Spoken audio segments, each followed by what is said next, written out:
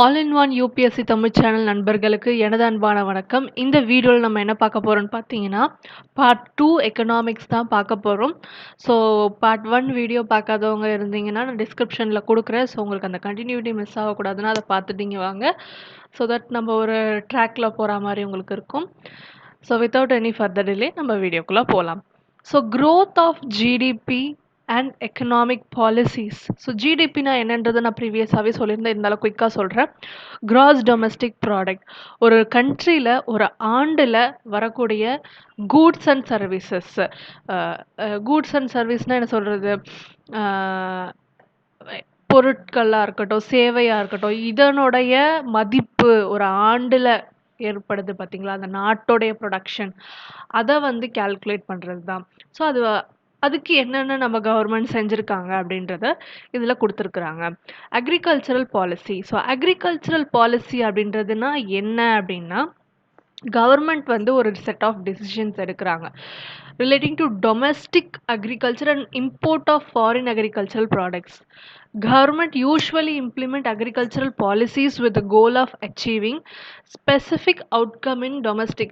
அதாவது கவர்மெண்ட் எதுக்கு வந்து அக்ரிகல்ச்சரல் பாலிசி கொண்டு வருவாங்கன்னா, ஏதாவது ஸ்பெசிஃபிக்காக ஒரு கோல் அச்சீவ் பண்ணணும் இந்த அக்ரிகல்ச்சர் பேட்டர்ன்லேருந்து, இந்த டொமஸ்டிக் அதாவது உள்நாட்டு இந்த அக்ரிகல்ச்சர்லேருந்து எனக்கு இது, அதாவது இது இது தேவைப்படுது எக்கனாமியோட டெவலப்மெண்ட்டுக்கு அப்படின்னா மட்டும்தான் தே வில் கிவ் சம், என்ன சொல்கிறது, ஒரு பாலிசி மாதிரி க்ரியேட் பண்ணுவாங்க. Goal of achieving specific outcome அப்படின்ற மாதிரி சொல்லியிருக்காங்க. Some overarching themes including risk management. So அக்ரிகல்ச்சர்னாலே ரிஸ்க் இல்லாமல் இருக்கவே இருக்காது இல்லையா.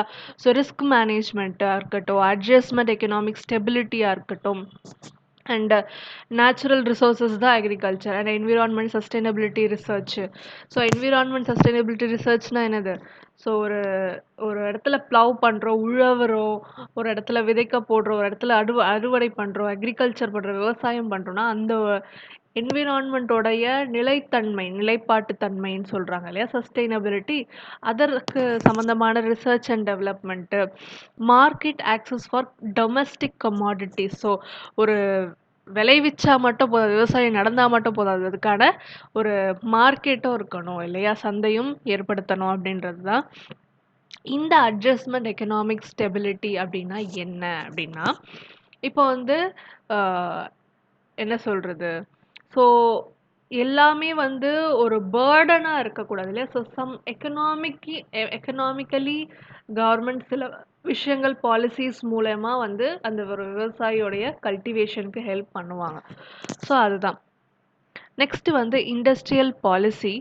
Industrial development is a very important aspect. ஒரு எக்கனாமின்னு எடுத்துக்கிட்டால் அக்ரிகல்ச்சர் முக்கியம்தான். சரி, இதுக்கு முன்னாடி பார்க்கலாம். அக்ரிகல்ச்சர் பாலிசிஸில் என்ன இருக்குன்னா, ப்ரைஸ் பாலிசி இருக்குது. எவ்வளோ ப்ரக்யூர், நான் தான் கவர்மெண்ட், நான் போயிட்டு ஒரு விவசாயிக்கிட்ட வாங்குறேன்னா எவ்வளோ ப்ரைஸ் கொடுத்து நான் வாங்க போகிறேன். Land reform policy. ஸோ அந்த ஒரு நில சீரமைப்பு திட்டங்கள் அந்த மாதிரி. க்ரீன் ரெவல்யூஷனாக இருக்கட்டும். நெக்ஸ்ட் வந்து இரிகேஷன், பாய்ச்சனம், food policy, agriculture labour policy, cooperative policy. இதில் கொடுத்துட்டு ஆட்மேன் அவுட் கூட கேட்கலாம் இல்லையா. ஸோ எது வந்து அக்ரிகல்ச்சர் பாலிசியில் கிடையாதுன்னு சொல்லிட்டு ஸோ நம்ம தெரிஞ்சு வச்சுக்கணும். Cooperative policy, agricultural labour policy, food policy, irrigation policy, green revolution, price policy, land reform policy, right. So அடுத்து பார்த்தீங்கன்னா இண்டஸ்ட்ரியல் பாலிசி. ஸோ ஒரு எக்கனாமிக் அப்படின்னு எடுத்துக்கிட்டோன்னா, வேலை வாய்ப்பு இந்த இண்டஸ்ட்ரி வந்து ரொம்பவே, இண்டஸ்ட்ரியல்லேருந்து நமக்கு நிறையவே கிடைக்கிது அப்படின்றாங்க. ஸோ அதுக்கு நம்ம வந்து சப்போர்ட் பண்ண வேண்டியது கடமை, நம்மனா கவர்மெண்ட், ஓகேவா. Modernisation ultimately makes economy self sufficient. ஒரு கண்ட்ரி, ஒரு எக்கனாமி, ஒரு நாடு செல்ஃப் சஃபிஷியன்ட் ஆகணும்னா இது ரொம்ப முக்கியமானது, சரிங்களா. So even boost other sectors of economy. Industrial development அடுத்த செக்டார்ஸோடைய டெவலப்மெண்ட்டுக்குமே வந்து உதவுதுன்றாங்க. Farm technology and service sector. So இப்போ 1948 பார்த்தீங்கன்னா industrial policy on large scale industries இவங்களுக்குலாம் வந்து ஹெல்ப் பண்ணியிருக்குதா சொல்கிறாங்க. Textile industry policy, sugar industry policy, price policy of industrial growth, small scale industrial policy and industrial labour policy. அடுத்து new economy policy. So இது ரொம்பவே ஒரு ஃபேமஸான ஒன்று. 1990s வந்தது நரசிம்மன் ராவ் அவர்களுடைய இதில்.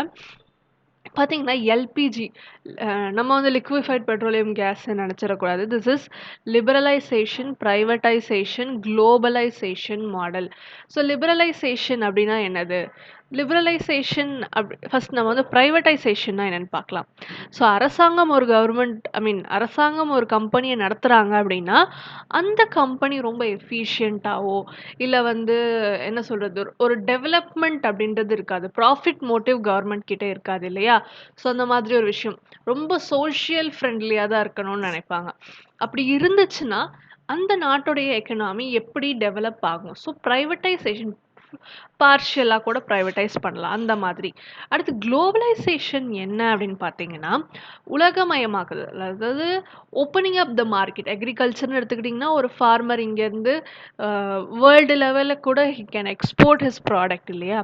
ஸோ அந்த மாதிரி இங்கேருந்து நம்ம வெறும் ஃபார்மர்ஸ் தான் எக்ஸ்போர்ட் பண்ணலாம்ல, சர்வீஸ் நம்மளோட இண்டிவிஜுவல் சர்வீஸை கூட எக்ஸ்போர்ட் பண்ணலாம். வெளியில் இருக்கிற எஜுகேஷன் நம்ம இதுக்கு ஒரு குட் எக்ஸாம்பிள் கொரோனா டைமில் there are many universities from foreign ஆக்ஸ்ஃபோர்டாக இருக்கட்டும் நிறைய ஆன்லைன் கோர்சஸ் வந்து எஸ்டாப்ளிஷ் பண்ணாங்க. இங்கே இருந்துக்கிட்டே என்னால் அந்த degree or some stipulated course என்னால் படிக்க முடியும். இதுவுமே குளோபலைசேஷனில் அடங்குது.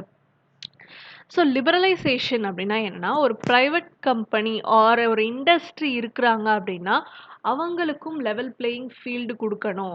So before the independence and all and இந்த இண்டிபெண்டன்ஸோடைய பிகினிங்லாம் வந்து கம்பெனிஸ்க்கு நிறைய ரெஸ்ட்ரிக்ஷன்ஸ் இருந்துச்சு. இந்த மாதிரி விஷயங்கள் மட்டும்தான். ஸ்ட்ராட்டஜிக் இண்டஸ்ட்ரீஸ் எல்லாம் வந்து எடுக்க முடியாது, ரயில்வேக்குள்ளே வர முடியாது அப்படின்னு நிறைய விஷயங்கள் இருந்தது. இப்போ படிப்படியாக லிபரலைஸ் ஆகி ஈவன் ரயில்வேஸில் கூட ப்ரைவேட் பிளேயர்ஸ் வர ஆரம்பிச்சுட்டாங்க. அதுதான் ஃபேக்ட்டு. ஸோ வேற என்னென்ன ஸ்டார்டிங்கில் இருந்துச்சு? ஸோ அந்த 1948 அந்த மாதிரி பீரியடில் கொஞ்சம் லிபரலைஸ் பண்ணாங்க. பட் ஸ்டில் நிறைய வந்து அவங்க வந்து இந்த என்விரான்மெண்டல் இம்பேக்ட் அசஸ்மெண்ட் அப்படின்ற ஒரு விஷயமே அப்போ ரொம்ப இதுவாக தான் இருந்துச்சு இல்லையா? ஸோ அதாவது அந்த இது அப்போ வரல. என்விரான்மெண்டல் இம்பேக்ட் அசஸ்மெண்ட்ன்ற பர்ஃபெக்டான வேர்ட் அப்போ வரல. Beginning of independence. But still என்னன்னா நிறைய வந்து they have to get the permissions. So அந்த பெர்மிஷன் வாங்கணுன்ற அந்த ஒரு இதுவே வந்து ரொம்ப காம்ப்ளெக்ஸான ப்ராசஸாக இருந்தது. அதனால தான். ஸோ இதுதான் வந்து இங்கே சொல்ல வராங்க. Some other policies trade policy இருக்குது, international import export, employment policies இருக்குது, கரன்சி அண்ட் பேங்கிங் பாலிசி இருக்குது, ஃபிஸ்கல் அண்ட் மானிட்ரி பாலிசி இருக்குது, வேஜ் பாலிசி, பாப்புலேஷன் பாலிசி இருக்குது, GDP growth of India. So நம்ம நாட்டுடைய ஜிடிபி growth பார்த்தீங்கன்னா வந்து 1990லேருந்து ஸ்டெபிளாக ஒரு ஸ்டெடியாக வந்து ஒரு இதுவாகவே வளர்ந்துட்டு வருதுன்னு சொல்லலாம் அப்படின்றாங்க. Despite fluctuation in recent quarter due to disruption caused by two major structural reform, demonetisation and goods and service tax. இது ரெண்டுமே வந்து ஒரு ஒரு ஒரு கன்சிடரபிள் ஒரு குறிப்பிடத்தக்க ஒரு திருப்பம்னே சொல்லலாம். ஜிஎஸ்டியாக இருக்கட்டும் ஒரு டேக்ஸை யூனிஃபார்ம் டேக்ஸாக கேஸ்கேடிங் எஃபெக்ட் கட் பண்ணுற வகையில் ஒரு யூனிஃபார்ம் டேக்ஸாக கொண்டு வராங்க இல்லையா? ஸோ அது ப்ளஸ் இந்த பிளாக் மணி ஒழிக்கிறதுக்கான டிமானிட்டைசேஷன் பாலிசி. ஸோ இது ரொம்ப முக்கியமானதாக இருந்திருக்குது அப்படின்ற மாதிரி சொல்கிறாங்க. வேர்ல்டு பேங்க் ப்ரொஜெக்ட் பண்ணியிருக்காங்க 7.3% growth, அதாவது இந்த இயர் 2018-19 7.5% ப்ரொஜெக்ட் பண்ணியிருக்கிறாங்க. ஸோ வேர்ல்டு பேங்க் இப்போ நமக்கு எவ்வளோ ப்ரொஜெக்ஷன் பண்ணியிருக்காங்கன்னா 6.5% தான் ப்ரொஜெக்ஷன் பண்ணியிருக்கிறாங்க. ஓகேங்களா? எவ்வளோ 6.5% ப்ரொஜெக்ஷன் பண்ணியிருக்கிறாங்க. இது வந்து ஏன் கம்மினா it is an aftermath of corona. ஓகேங்களா? ஸோ அதனால தான் India's average economic growth between 1970 to 80 பார்த்தீங்கன்னா 4.4% இருக்குது, which rise 1 percentage point to 5.4 இந்த இயரில். ஓகேங்களா? அது மாதிரி கொடுத்துருக்காங்க. According to IMF world economic outlook 2018 படி GDP growth rate of India, so IMF என்ன இது பண்ணியிருக்கிறாங்க அப்படின்னு சொல்லிட்டு இப்போ வந்து காலம் கடந்துருச்சுல. ஸோ இப்போ கரண்ட்டாக என்ன இருக்குது அப்படின்றது தான் கேட்பாங்க. ஓகே.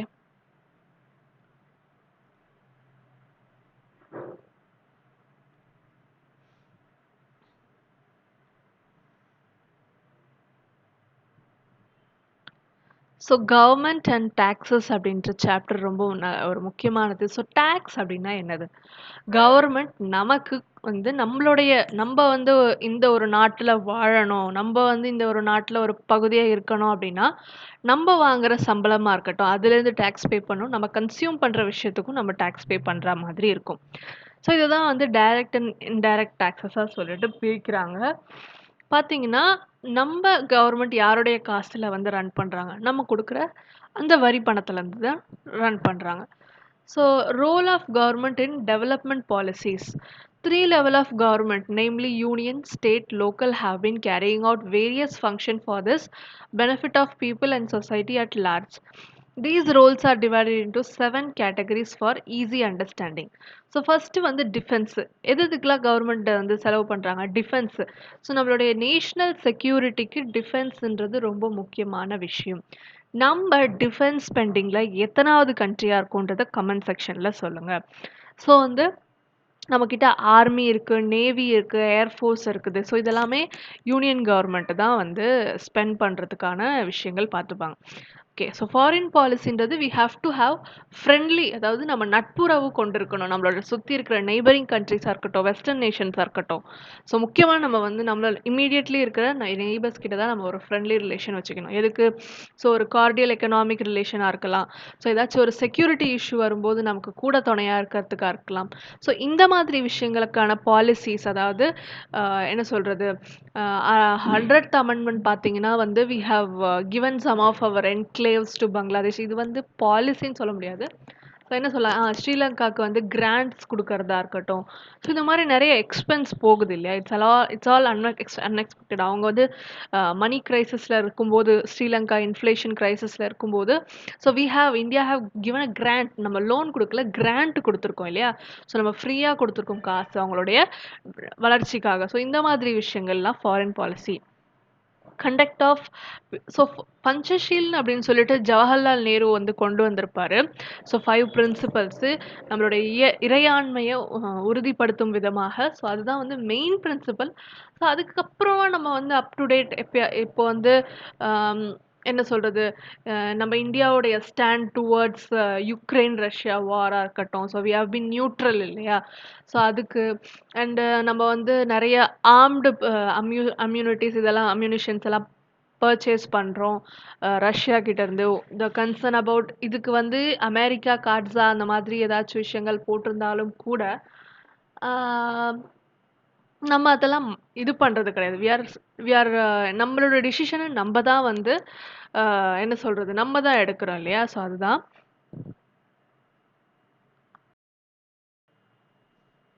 ஸோ இப்போ வந்து பீரியாடிக் எலெக்ஷன்ஸ் வந்து நம்ம கண்டக்ட் பண்ணுறோம், நம்மளுடைய மக்கள் பிரதிநிதியை தேர்ந்தெடுக்கிறோன்னா அதுக்குமே வந்து கவர்மெண்ட்டோடைய ஸ்பெண்டிங் தேவை. லா அண்ட் ஆர்டர் மெயின்டைன் பண்ணுறோம், ஜுடிஷியரி சிஸ்டம் வச்சுருக்கோம், அவங்களுக்கு சேல்ரியாக இருக்கட்டும். ஸோ அதாவது என்ன சொல்கிறது, நிறைய வந்து ஃப்ரீ லீகல் சர்வீஸ் கூட இருக்குது இல்லையா? ஸோ எக்கனாமிக்காக வந்து இந்த பாவர்ட்டியில் இருக்கவங்களுக்கும் ஜஸ்டிஸ் கிடைச்சாகணும். ஸோ அதெல்லாமே என்ஷூர் பண்ணணும்னா கவர்மெண்ட் ஸ்பெண்ட் பண்ணி தான் ஆகணும் இல்லையா?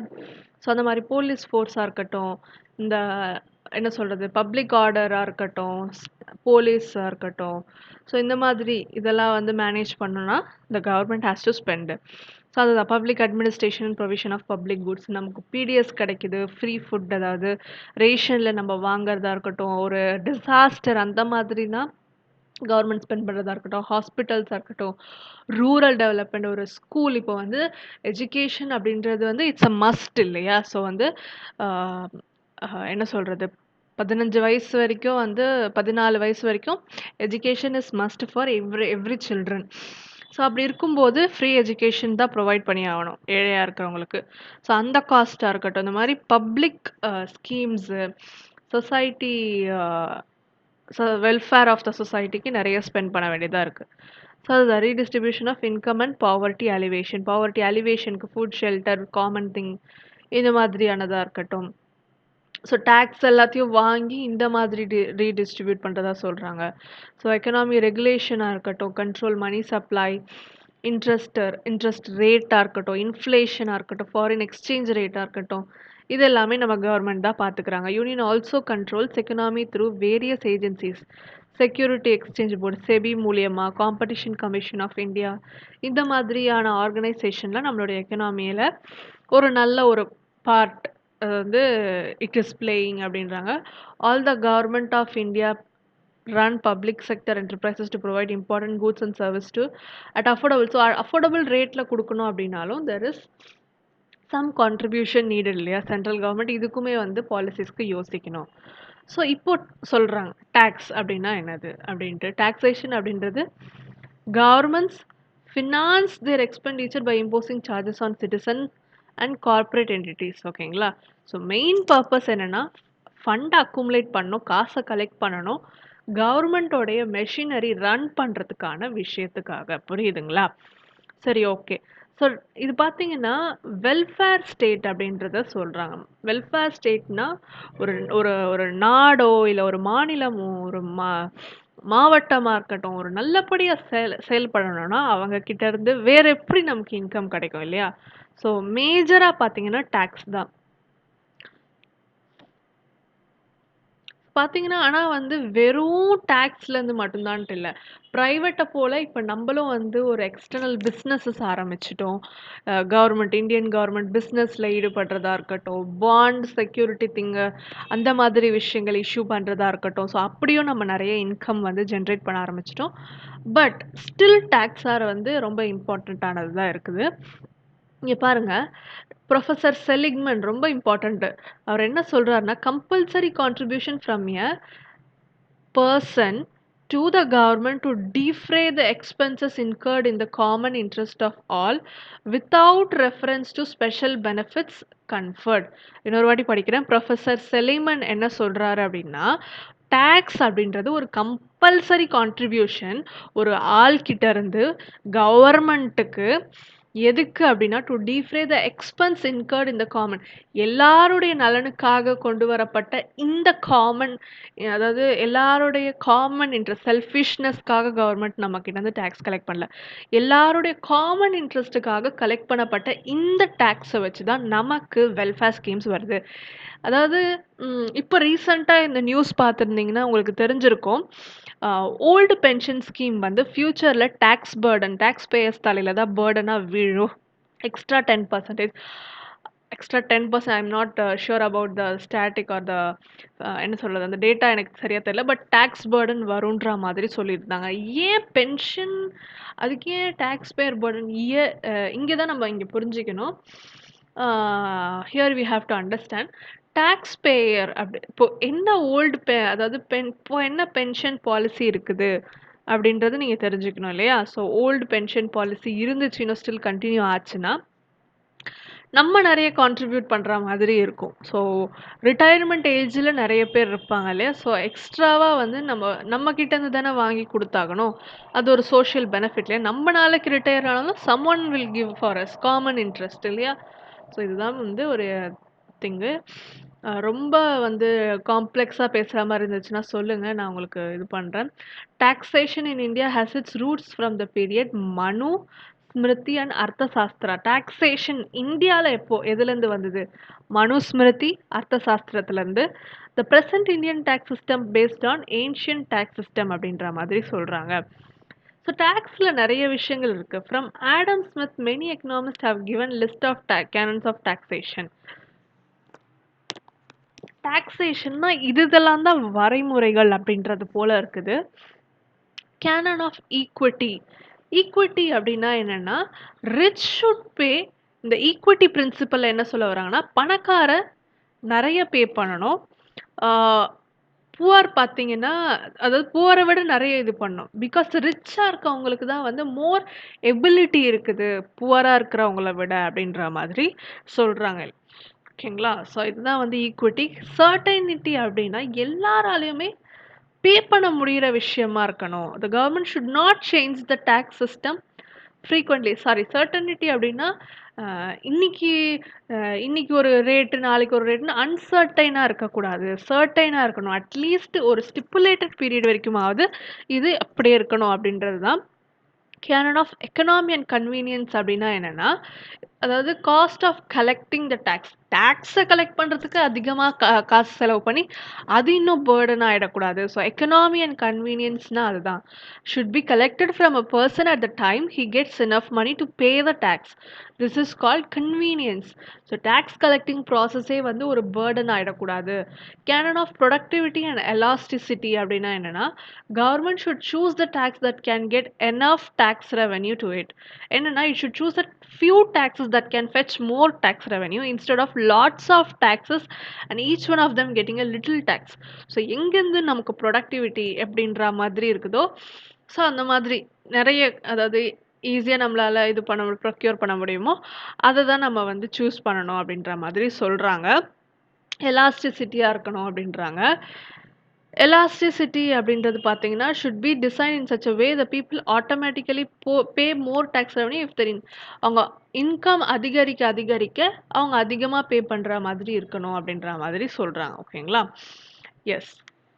ஸோ நெக்ஸ்ட் பாருங்க, in India income tax was introduced for the first time in 1860. So Arthashastra மனுஸ்மிருதின்னு சொல்லி பார்த்துட்டோம். அதாவது டாக்ஸ்ன்ற வார்த்தை தான் அது வந்து வந்ததே தவிர, இன்கம் டேக்ஸ் எப்போ இன்ட்ரடியூஸ் ஆச்சுன்னு கேட்டாங்கன்னா 1860, 1860, நல்லா ஞாபகம் வச்சுக்கோங்க, by Sir James Wilson in order to meet the losses sustained by government due to 1857. அந்த ஆண்டுல தான் வந்து என்ன, அதாவது சில பிரச்சனைகள்லாம் அதில் அந்த ரிவால்ட்லேருந்து சந்திச்சாங்களோ அதை தீர்த்துக்கிறதுக்காக மக்கள்கிட்ட இருந்து அவங்களுடைய வருமானத்திலேருந்து வரி விதிக்க, இது வந்து ஜென்ரல் டேக்ஸ் சொல்ல, இன்கம் டேக்ஸை பற்றி சொல்கிறாங்க. ஸோ நல்லா பார்த்து வச்சுக்கோங்க. ஓகேங்களா? ஸோ இதுதான் இதை பற்றி தான் சொல்கிறாங்க. அதாவது நம்ம வந்து கட்டுற மாதிரி இருக்கணும் அப்படின்றாங்க. According to proponents of the theory of money creation, taxes are not need for government revenue as long as the government in question is able to issue fiat money. ஓகேங்களா? ஸோ ஃபியட் மணி அப்படின்னா என்னது அப்படின்றது நான் உங்களுக்கு சொல்கிறேன். இப்போ வந்து ஒரு ஃபார் எக்ஸாம்பிள் வந்து ஒரு 300 கோடி 300 லட்சம் கோடி பணம் வந்து நம்ம நாட்டில் புழக்கத்தில் இருக்குது அப்படின்னா, ஒரு 130 லட்சம் கோடி அந்த அளவுக்கு தான் வந்து கவர்மெண்ட், அதாவது இந்தியன் கவர்மெண்ட் வந்து கோல்டு ரிசர்வ்ல வைப்பாங்க. ஸோ அப்போ அந்த கோல்டு ரிசர்வ்க்கு ஏற்ற மணி அதுக்கு உங்களுக்கு குழப்பறேன்னு நினைக்கிறேன். ஓகே. ஸோ 300 கோடி இருக்குது, 300 லட்சம் கோடி இருக்குது அப்படின்னா 130 அந்த மாதிரி ரேஞ்சில் வந்து கோல்டு ரிசர்வ் இருக்கும். 130 லட்சம் கோடி. இப்போ மிச்சம் வந்து இருக்கிற மணி வந்து ரிசர்வே இல்லாமல், ஈடு கட்டுறதுக்கு ரிசர்வே உள்ள வைக்காம, கோல்டோ இல்லை வேற ஏதோ செக்யூரிட்டியோ வைக்காம மிச்சம் இருக்குது பார்த்தீங்களா, அதுதான் ஃபியாட் மணி. ஓகேங்களா? So, taxes are not needed for government revenue as long as government in question is uh, able to issue fiat money. So, fiat money issue பண்ண ஆரம்பிச்சிட்டாங்க ரிசர்வே வைக்காம. ஸோ அப்போ அவங்களுக்கு வந்து அவ்வளோவா தேவைப்படாதுன்ற மாதிரி சொல்கிறாங்க. The purpose of taxation is to maintain stability of currency. So நிறைய டேக்ஸ் கட்டலைன்னா மக்கள்கிட்ட வந்து நிறைய வந்து காசு சேர்ந்துடும். நிறைய காசு சேர்ந்துச்சுன்னா நிறைய பர்ச்சேஸ் பண்ண ஆரம்பிப்பாங்க. ஸோ அதில் வந்து நிறைய காம்ப்ளெக்சிட்டி இருக்குது இல்லையா? ஸோ அதனால தான். ஸோ என்னென்னலாம் போகுது அப்படின்றது பாருங்க. இப்போ ஒரு டேக்ஸ் ரூ. 1 கட்டுறாங்கன்னா அதில் கார்ப்பரேட் டேக்ஸ் இருக்கும், இன்கம் டேக்ஸ்லேருந்து வரும், பாரோயிங்ஸ் அண்ட் அதர் லைபிலிட்டிஸ் வரும், நான் டெப்ட் ரெசிப்ட்ஸ் வரும், நான் டேக்ஸ் ரெவென்யூஸ் வரும், ஜிஎஸ்டி வரும், யூனியன் எக்ஸைஸ் டியூட்டி வரும், கஸ்டம்ஸ் டியூட்டி வரும். ஸோ இந்த மாதிரி நிறைய விஷயங்கள் இதுலேருந்து வரும். எதுக்கெல்லாம் செலவு பண்ணுறாங்க? சென்ட்ரல் செக்டார் ஸ்கீமாக இருக்கட்டும், இன்ட்ரெஸ்ட் பேமெண்ட்டாக இருக்கட்டும், சென்ட்ரலி ஸ்பான்சர்டு ஸ்கீமாக இருக்கட்டும், other expenditure, pension, tax share, அதெல்லாம் ஸ்டேட் ஷேர் ஆஃப் டேக்ஸஸாக இருக்கட்டும், ஃபினான்ஸ் கமிஷன் அந்த மாதிரி விஷயங்களுக்காக இருக்கட்டும், ஸோ ஸ்பெண்ட் பண்ணுற மாதிரி வரும்.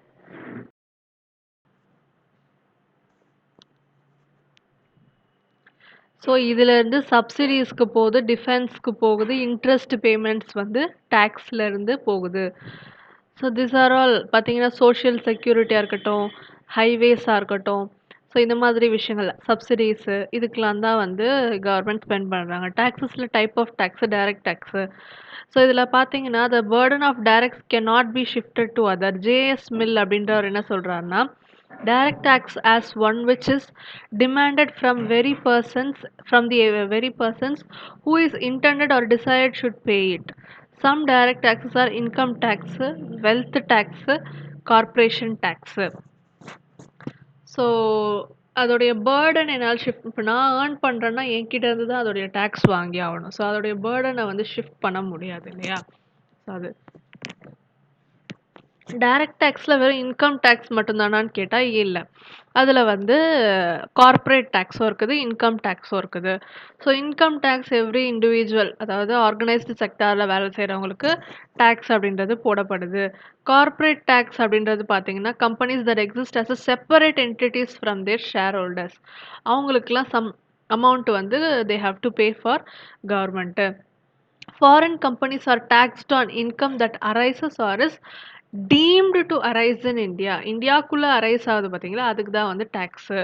ஸோ லெஸ் தேன் 50 crore இருக்கிற இன்கம் இருக்கிற இந்தியன் கம்பெனிக்கு 25%, ஃபாரின்க்கு வந்து 40%, மோர் தென் 50 கோடிக்கு இருக்கிறவங்களுக்கு 30% இந்தியன் கம்பெனியாக இருந்தால், ஃபாரின் கம்பெனியாக இருந்தால் 40% டேக்ஸ் கொடுக்கணும். ஸோ வெல்த் டேக்ஸ் அப்படின்றது பார்த்தீங்கன்னா ப்ராப்பர்ட்டியிலேருந்து நம்ம கட்டுறோம் பார்த்தீங்களா, அதுதான் wealth tax. So every year நம்மளுடைய ப்ராப்பர்ட்டி வந்து அந்த கரண்ட் மார்க்கெட் வேல்யூக்கு ஏற்ற மாதிரி டேக்ஸ் ஆகும். Indian tax are collected by government on 3 tiers அப்படின்றாங்க. Sorry, collected by all the 3 tiers of government. They are the taxes can be easily collected by union government. இந்தியாவில் பார்த்தீங்கன்னா almost all direct taxes are collected by union government. Taxes on goods and services are collected by both union and state government. Taxes on properties are collected by local government.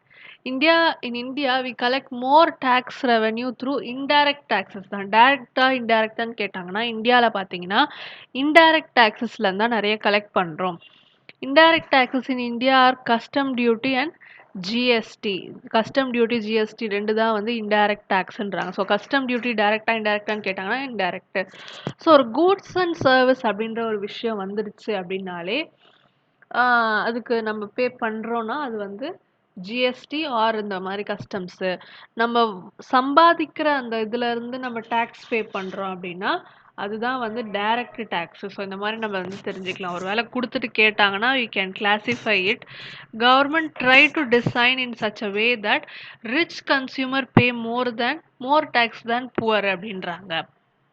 Next பார்த்தீங்கன்னா Indian tax system adheres to all the canons of taxation. So நம்ம மேலே பார்த்தோம் இல்லையா வரையறைகள், அதில் எல்லாமே நம்ம follow பண்ணுறோம் அப்படின்ற மாதிரி சொல்கிறாங்க. ஸோ இன்டைரக்ட் டேக்ஸ் அப்படின்றது பார்த்தீங்கன்னா இதோடைய பேர்டன் இன்னொருத்தருக்கு ஷிஃப்ட் பண்ணலாம். நான் போயிட்டு ஒரு கடையில் நான் ஃபேமிலியோட போய் ஒரு கடையில் பீட்சா சாப்பிட்றோம் அப்படின்னா அந்த பீட்சாக்கு நான் சாப்பிட்டதுக்கு நான் மட்டும்தான் பே பண்ணணும்னு கிடையாது. The burden of tax. So ஒரு பீட்சாவுடைய அமௌண்ட் 150னா அதோடைய டேக்ஸ் இருக்குது பார்த்தீங்களா, அதை வந்து ஐ கேன் என்னுடைய ஃபாதரோ மதரோ சொல்லி த பேர்டன் இஸ் ஷிஃப்டட் இல்லையா. ஸோ இன்டைரக்ட் டேக்ஸஸில் ஸ்டாம்ப் டியூட்டின்றாங்க, entertainment tax, excise duty and goods and service tax இதெல்லாம் தான் வருது. ஸோ ஸ்டாம்ப் டியூட்டி அப்படின்றது பார்த்தீங்கன்னா மேரேஜ் ரெஜிஸ்ட்ரேஷன், டாக்குமெண்ட் ரெஜிஸ்ட்ரேஷன், ப்ராப்பர்ட்டிக்கு இதுக்கெல்லாம் வந்து ஸ்டாம்ப் டியூட்டின்னு சொல்லி ஒன்று வாங்குவாங்க. என்டர்டைன்மெண்ட் அப்படின்றது பார்த்தீங்கன்னா movie ticket, amusement parks, exhibition, sports events இதுக்கெல்லாம். எக்ஸைஸ்ன்றது பார்த்தீங்கன்னா on manufactured goods levied at movement of manufacture other than at sale. Sale அப்போ வாங்காமல் அதோடைய மூவ்மெண்ட் இருக்குது பார்த்தீங்களா, அப்போ கொடுக்கறது தான் இந்த எக்ஸைஸ் டியூட்டி கூட்ஸுக்கு. கூட்ஸ் அண்ட் சர்வீஸ் டேக்ஸ் பார்த்தீங்கன்னா பார்லிமெண்ட்டில் எப்போ இந்த ஆக்ட் பாஸ் ஆகுது அப்படின்னா 29th March 2017. ஓகேங்களா. எப்போ வந்து நடைமுறைக்கு வருது அப்படின்னா 1st July 2017. என்ன மோட்டோ அப்படின்னு கேட்டால் one nation one market one tax அப்படின்னு சொல்லி சொல்கிறாங்க. Tax levied when a consumer buys goods or service that aims to replace all indirect taxes levied on goods and service by central and state government. ஓகேங்களா. So eliminate cascading effect அப்படின்னா என்னென்னா cascading effect இந்த sense இப்போ வந்து ஒரு tea ஷாப்புக்கு போகிறோம், ஒரு டீன்னு சொல்லிட்டு ஒன்று குடிக்கிறோம், அது ஒரு கூட் இல்லையா. ஸோ கூட்ஸ்ன்னு சொல்லலாம். அங்கே வந்து அவங்க கிட்டேருந்து ஒரு சர்வீஸ் ப்ரொவைட் பண்ணிக்கிறோம். வாட் எவர் நீங்க சொல்லலாம். ஒரு டீல ₹10னா அதுல நம்ம ஜிஎஸ்டியும் சேர்த்து தான் பே பண்றோம் இல்லையா? ஸோ இதுல வந்து டீ தூளுக்கு தனியா ஒரு ஜிஎஸ்டி, அவங்க கிட்ட இருந்து ஸோ ஒரு ஒரு மல்டிபிள் ப்ராடக்ட்ஸ் சேர்ந்தது தான் அங்க டீயா மாறுது. ஸோ ஒவ்வொன்னுத்துக்கும் நம்ம போட்டோம்னா மேல மேல வந்து இது பண்ற மாதிரி இருக்கும். ஸோ அதனால தான் வந்து கேஸ்கேடிங் அப்படின்றத அதாவது on production of goods and services one point டேக்ஸா ஒரு சிங்கிள் டேக்ஸா கொண்டு வர்றது தான் ஒருங்கிணைந்தது. ஒரே ப்ராடக்ட்டுக்கே மல்டிபிள் டேக்ஸ் இல்லாம இது பண்றது. ஸோ அதாவது வேல்யூ ஆடட் டேக்ஸ் முன்னாடி இருந்தது. இப்போ இதுவாயிடுச்சு. பிரான்ஸ் தான் முதல் கண்ட்ரி ஜிஎஸ்டி கொண்டு வந்தது. 1954ல கொண்டு வந்திருக்காங்க. அதுக்கப்புறம் தான் மெனி அதர் யூரோப்பியன் கண்ட்ரீஸ் கொண்டு வராங்க. 70 to 80 அந்த பீரியட்ல. அண்ட் நம்ம 2017ல தான் கொண்டு வரோம். ஓகே. ஸோ நம்மளுடைய Indian government how taxes are levied progressively, proportionately or well regressively அப்படின்ற மாதிரி சொல்றாங்க. ஓகேங்களா? ப்ரொக்ரெசிவ்லி அப்படின்னா என்னன்னா, என்ன சொல்றது? ஸோ புவருக்கு வந்து இவ்ளோ, அவங்களுடைய சேலரி அதிகமாச்சுன்னா இவ்ளோ. ஸோ அது ப்ரொக்ரெஸ். ப்ரொபோர்ஷனேட்லினா, ஸோ என்ன சொல்றது? ஒருத்தர் மேலேயே நெறைய பர்டன் இல்லாம ப்ரொபோர்ஷன் மாதிரி, அந்த மாதிரி. சரிங்களா? So okay. இந்த ஜிஎஸ்டிலே ஸ்டேட் ஜிஎஸ்டி இருக்குது. வித்தின் த ஸ்டேட்குள்ளே எல்லாமே பர்ச்சேஸ் ஆகட்டும், என்டர்டெயின்மெண்ட், லக்ஸுரி, லாட்ரி, சர்சார்ஜ் இது எல்லாமே வந்து உள்ளேயே. சிஜிஎஸ்டி அப்படின்னா சென்ட்ரல் ஜிஎஸ்டினா இதுவுமே வந்து வித்தின் த ஸ்டேட் தான். சென்டர் நமக்குள்ள போடுறது. Central excise duty, service tax, countervailing duty, additional duty of custom, surcharge, education, higher secondary அந்த மாதிரி செஸ் இதெல்லாம். இன்டகிரேட்டட்னா ஒரு ஸ்டேட் விட்டு இன்னொரு ஸ்டேட்டுக்கு. என்னென்ன ரேட் இருக்கு? 5%, 12%, 18%, 28%. So almost all necessities of life like vegetable, food கிரெயின்ஸ்லாம் பார்த்தீங்கன்னா, டேக்ஸ்லேருந்து எக்ஸம்ட் ஆயிருக்கிறதா சொல்றாங்க. ஸோ நான் சொன்னது தான். ஸோ இன்கம் இன்க்ரீஸ் ஆக டேக்ஸும் இன்க்ரீஸ் ஆக வேண்டும். இப்போ 10,000க்கு 10%னா 20,000 ஆச்சுன்னா 15 டேக்ஸ் ரேட்டே இன்க்ரீஸ் ஆகுதுன்றாங்க. ஸோ ப்ரொபோர்ஷனேட்னா எல்லாமே ஒரே பர்சன்டேஜ்ல இருந்ததுன்னா ப்ரொபோர்ஷனேட். ரிக்ரெசிவ் அப்படின்னா என்னன்னா, implies that higher the rate of tax, lower the income groups than in case of higher income groups. It is a very opposite of progressive taxation. So, higher the income க்கு higher taxனா, அப்போ என்ன பண்றது? Lower income group ஆயிடுவாங்க. Opposite விளைவா இருக்குது அப்படின்ற மாதிரி சொல்றாங்க. ஓகேங்களா? இது வந்து சேல்ஸ் டேக்ஸ். இது சேம் டேக்ஸ் ஆல்வேஸ் அப்படின்றாங்க. இன்கம் சேஞ்ச் ஆகுது. இதுக்கு ரிக்ரெசிவ் டேக்ஸ்க்கு என்ன எக்ஸாம்பிள் அப்படின்னு கேட்டாங்கன்னா, என்ன சொல்றது? ம் சேல்ஸ் டேக்ஸ்ன்னு சொல்லி சொல்றாங்க. ஓகேங்களா? விற்பனை வரி தான் வந்து ரிக்ரெசிவ் டேக்ஸ். இன்னொரு வாட்டி படிக்கிறேன். It implies that higher the rate of tax, lower the income group then in case of higher income groups. ஓகேங்களா? It is very opposite to progressive tax. Black மணினா என்னன்றது ப்ரீவியஸ் வீடியோலேயே சொல்லியிருப்பேன். கருப்பு money. It's a fund earned on black market on which income and other taxes have not been paid. ஓகேங்களா?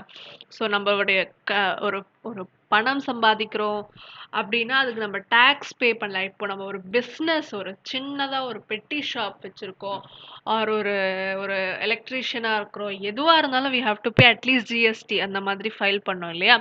So நம்ம ஒரு டேக்ஸ்ன்றது பே பண்ணாம ஒரு மணி இன்கம் ஏர்ன் பண்றோம்னா அதுதான் black money.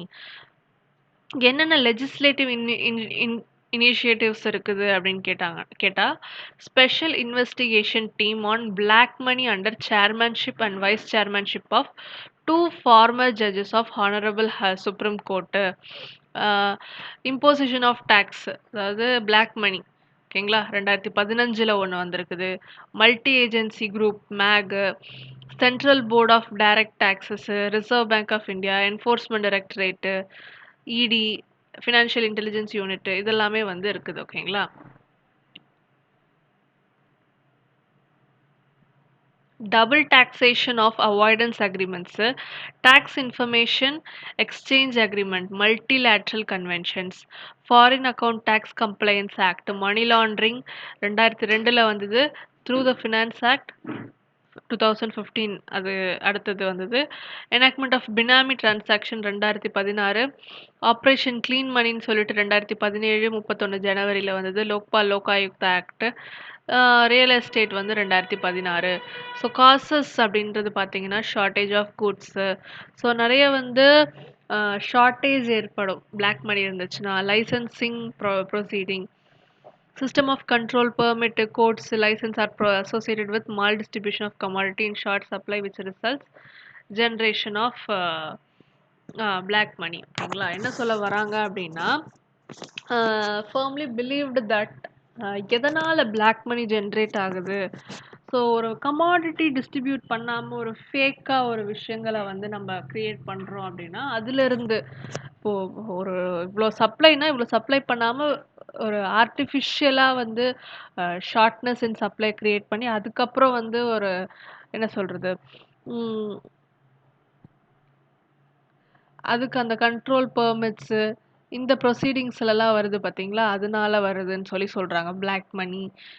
Contribution of the industrial sector. So controller of public limited company try to buy commodity at low prices and get them build at high amount. Smuggling பண்ணுறது மூலியமா. ஓகேங்களா?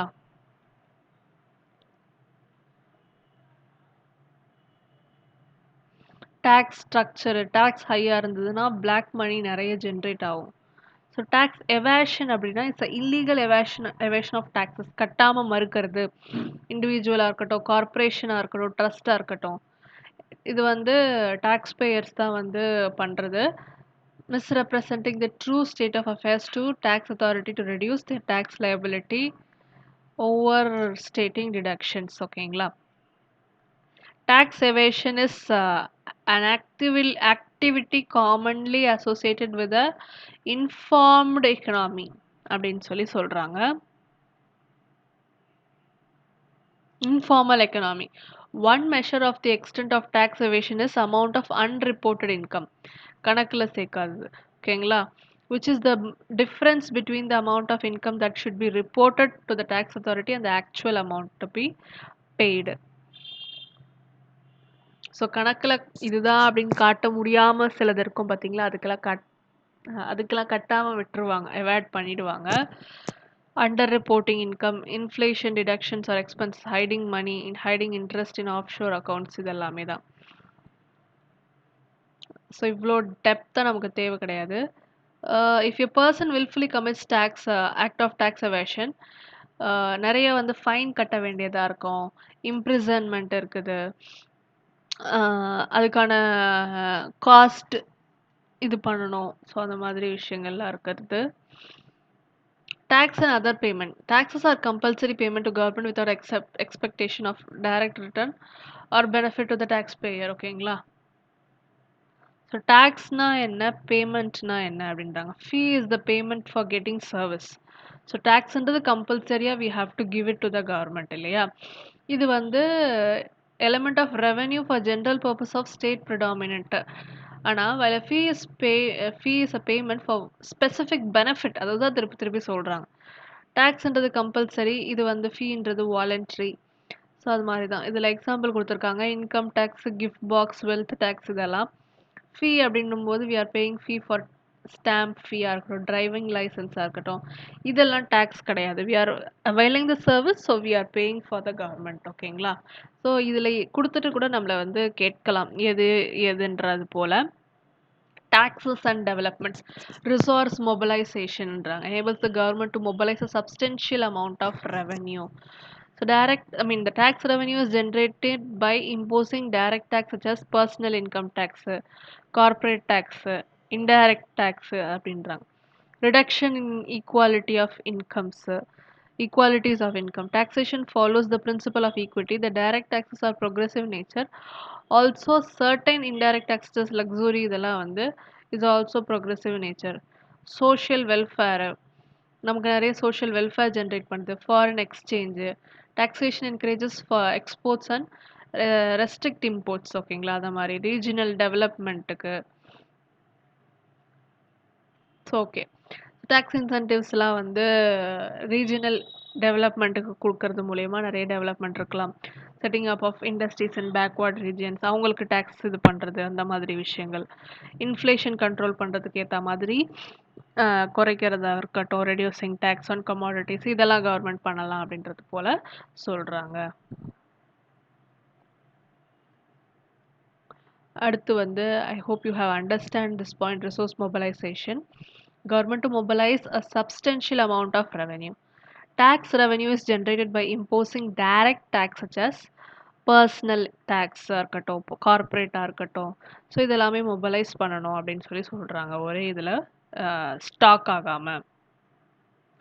So இதுதான் வந்து இந்த taxation பற்றி இவ்வளோ இதுவாக தெரிஞ்சுக்கிட்டா போதும். நெக்ஸ்ட்டு வந்து we have a very important thing called industrial clusters in Tamil Nadu.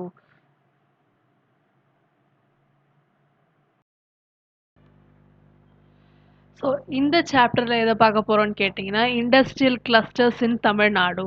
So industry அப்படின்னு சொல்லும்போது தொழிற்சாலைகள் தமிழ்நாட்டில் எந்தெந்த மாதிரி இருக்குது அப்படின்றத பார்க்க போகிறோம். So any human activity which is engaged in the conversion of raw material into readily usable material, அதுதான் இண்டஸ்ட்ரி. ஸோ ஒரு மூலப்பொருள்னு சொல்லக்கூடிய அந்த ரா மெட்டீரியலை போட்டு அதை ஒரு ஃபுல் ஃபினிஷ்டு ப்ராடக்டாக கொண்டு வராங்க பார்த்தீங்களா, அந்த ப்ராசஸ் எல்லாமே சேர்ந்தது தான் இந்த இண்டஸ்ட்ரி. ஸோ இது நம்ம சொல்லணும்னு தேவையில்லை. இதோட இம்பார்ட்டன்ஸ் என்ன, நம்மளுடைய எக்கனாமிக் க்ரோத்தாக இருக்கட்டும், நம்மளுடைய ஃபுட் டிமாண்டாக இருக்கட்டும், ஸோ இந்த மாதிரி விஷயங்களுக்கெல்லாம் வந்து இன்கம், எம்ப்ளாய்மெண்ட் ஆப்பர்ச்சுனிட்டியாக இருக்கட்டும், ஸோ இதுக்கெல்லாமே தான் வந்து நமக்கு இண்டஸ்ட்ரி அப்படின்றது தேவைப்படுது இல்லையா. ஸோ அக்ரிகல்ச்சரல் ப்ராடக்ட்ஸை ஒரு ஃபினிஷ்டு ப்ராடக்ட்ஸாக, க்ளோதிங் தேவை. ஸோ காட்டன் எடுத்து நம்மளால் அப்படியே வந்து ஒரு துணியை நம்மளாலே கன்சியூம் பண்ணிக்க முடியாது, ஸோ அதுக்கு தேவைப்படுது. ஸோ இந்த மாதிரியான விஷயங்கள் தான். ஸோ ஃபர்ஸ்ட் என்ன பெனிஃபிட் அப்படின்னு கேட்டால், essential to produce inputs other produces in an economy. Even agriculture requires input from industry such as fertilizer. ஒரு அக்ரிலேருந்து தான் இண்டஸ்ட்ரிக்கு வரல, அக்ரிக்கே நம்ம வந்து இண்டஸ்ட்ரியிலேருந்து தான் சம் இன்புட்ஸ் கொடுக்க வேண்டியதாக இருக்குது. எக்கனாமிக்கு என்ன இம்பார்ட்டன்ஸ்ன்றதை பார்க்குறோம். ஸோ வந்து போத் ப்ரொடியூசர் அண்ட் கன்சியூமர்ஸ் வந்து இந்த இதில் இருக்கிறாங்க. ஸோ அவங்களுக்கு தேவையான சர்வீஸ், பேங்கிங், டிரான்ஸ்போர்ட், ட்ரேட், இதெல்லாம் வந்து யூட்டிலைஸ் ஆகுது. மாடர்ன் மெத்தட்ஸ் ஆஃப் ப்ரொடக்ஷன் அப்படின்ற ஒரு விஷயம் இதில் வருது. Better productivity and hence lower cost of production அப்படின்றாங்க. அடுத்து பார்த்தீங்கன்னா labour force, employment generation. So more techniques, technology இதெல்லாமே இம்ப்ரூவ் ஆகுது, லேபர் ப்ரொடக்டிவிட்டி அதிகரிக்குது. எக்ஸ்பேண்டிங் இன்கம்ஸ், ஓகேங்களா, சிக்ஸ்த்து அதுதான் எக்கனாமிக் க்ரோத் ஆகுது.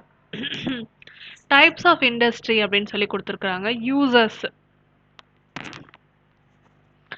So output is consumed by final consumers, ஓகேங்களா. ஸோ நம்ம கன்சியூம் பண்ணுறதுக்கு ஏற்ற மாதிரி there are industries that produce raw material for other industries such as cement and steel. Such industries are called basic goods industry, ஓகேங்களா. So type of inputs used. So industrials are classified based on agro based ப்ராசஸிங்காக இருக்கட்டும், ownership based classify பண்ணலாம், ப்ரைவேட்டாக, கவர்மெண்ட்டாக, size லார்ஜாக, மீடியமாக, small ஸ்கேலாக, இந்த மாதிரி விஷயங்களும் அடங்குது. பார்த்தீங்கன்னா till 1980s it was widely believed that large firms are more efficient and can outcompete the smaller firms அப்படின்னு சொல்லி சொல்கிறாங்க. But at present, based on experiences of industrialization in different parts of the world, it is believed that when small firms specializing in one sector are geographically concentrated in specific location and linked to one another through production and learning, they tend to be equally if not, அதாவது இப்போ அந்த காலத்தில் வந்து இந்த small scale, large scale அப்படின்ற ஒரு இண்டஸ்ட்ரிக்குள்ளே வேறுபாடுகள் இருந்திருக்கலாம். பட் இப்போ வந்து ஸ்பெஷலைஸ் ஆன ஒரு பர்டிகுலர் விஷயத்தில் ஸ்பெஷலைஸ் ஆன ஒரு இண்டஸ்ட்ரி ஸ்மால் ஸ்கேலாக இருந்தாலும் இட் ஹேஸ் மோர் ஸ்கோப் அப்படின்னு சொல்லி சொல்கிறாங்க, ஓகேங்களா. such agglomerations of small firms are வந்து industrial clusters. கிளஸ்டர்னா என்னன்னா குரூப், சின்ன சின்ன group. they share common market, technology, skill requirements, இந்த மாதிரி சொல்றாங்க, ஓகேங்களா. ஸோ ஒரே இதுதான், பட் ஆனால் வேரியஸ் கிளஸ்டர்ஸோட சின்ன சின்னதாக இருக்குது. இப்போ அது ஃபேமஸில் இருக்குது, ஓகேங்களா. பார்த்தீங்கன்னா, advantages of industrial clusters or districts இத வந்து யார் வந்து ஃபர்ஸ்ட் அப்சர்வ் பண்றாங்கன்னு சொல்லி கேட்டாங்கன்னா, ஆல்ஃபிரட் மார்ஷல் ஓகேங்களா? ஆல்ஃபிரட் மார்ஷல் 1920கள்ல அவர் சொல்றாரு. He tried to understand the working of clusters of small firm in metal working and textile region in England. என்ன சொல்றாருன்னா, இத கிளஸ்டர்ஸ் இண்டஸ்ட்ரியல் டிஸ்ட்ரிக்ட் அப்படின்னு சொல்லி மார்ஷல் சொல்றாரு. ஓகேங்களா? ஸோ இட்டாலியில தான் இது வந்து சக்சஸ் ஆச்சு 1980ஸ்ல.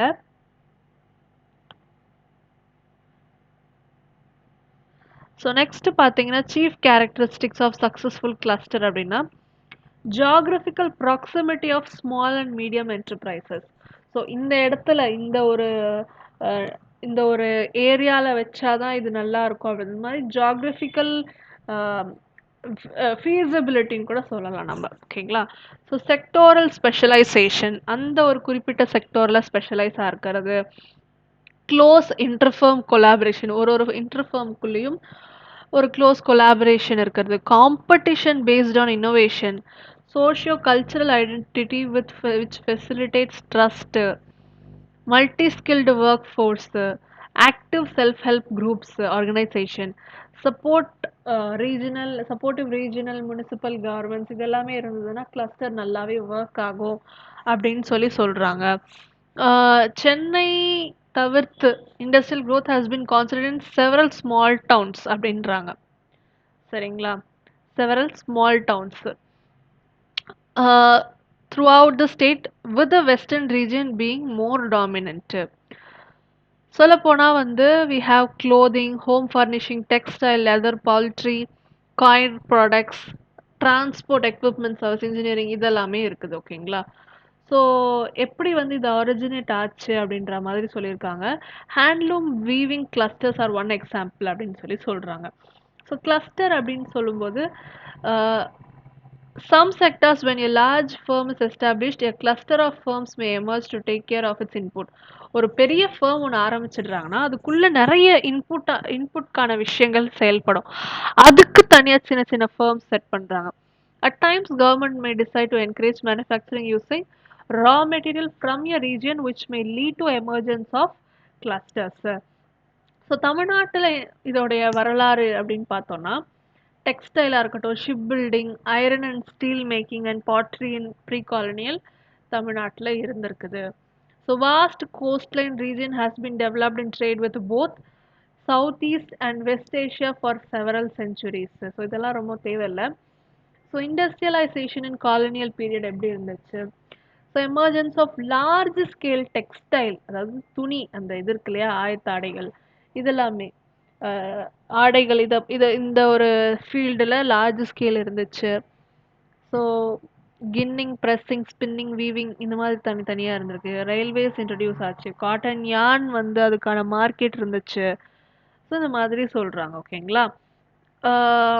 டூ மோஸ்ட் ஆக்டிவ் போர்ட் அந்த இதில் என்னன்னா சென்னை, டியூட்டிகோரின். ஓகேங்களா? Chennai, Tuticorin. Chennai region also beginning of automobile அப்படின்னு சொல்லி சொல்கிறாங்க. growth of jaggery industry in south Tamil Nadu அப்படின்றது இன்னொரு எக்ஸாம்பிள். அதாவது தென் தமிழகத்தில் இந்த வெள்ளம், ஜாகரினா என்னது, வெள்ளம், அதனுடைய இது வந்து க்ரோ ஆச்சு அப்படின்னு சொல்லி சொல்கிறாங்க. சிவகாசி பார்த்தீங்கன்னா ஃபயர் ஒர்க்ஸ், பிரிண்டிங், இதுக்கெல்லாம் ஃபேமஸ் ஆச்சு அப்படின்னு சொல்லலாம். போர்ட் ரிலேட்டட் ஆக்டிவிட்டி வந்து இந்த ஒரு டெவலப்மெண்ட்டுக்கு கான்ட்ரிபியூட் பண்ணுச்சு. ஸோ ஓகேங்களா? ஸோ எக்ஸ்போர்ட்டாக இருக்கட்டும், இம்போர்ட்டாக இருக்கட்டும், அதெல்லாமே தேவை இல்லையா, ஒரு இடத்துக்கு இன்னொரு இடத்துக்கு ஷிஃப்ட் பண்ணணும், கொடுக்கணும், டிஸ்ட்ரிபியூட் பண்ணணும்னா.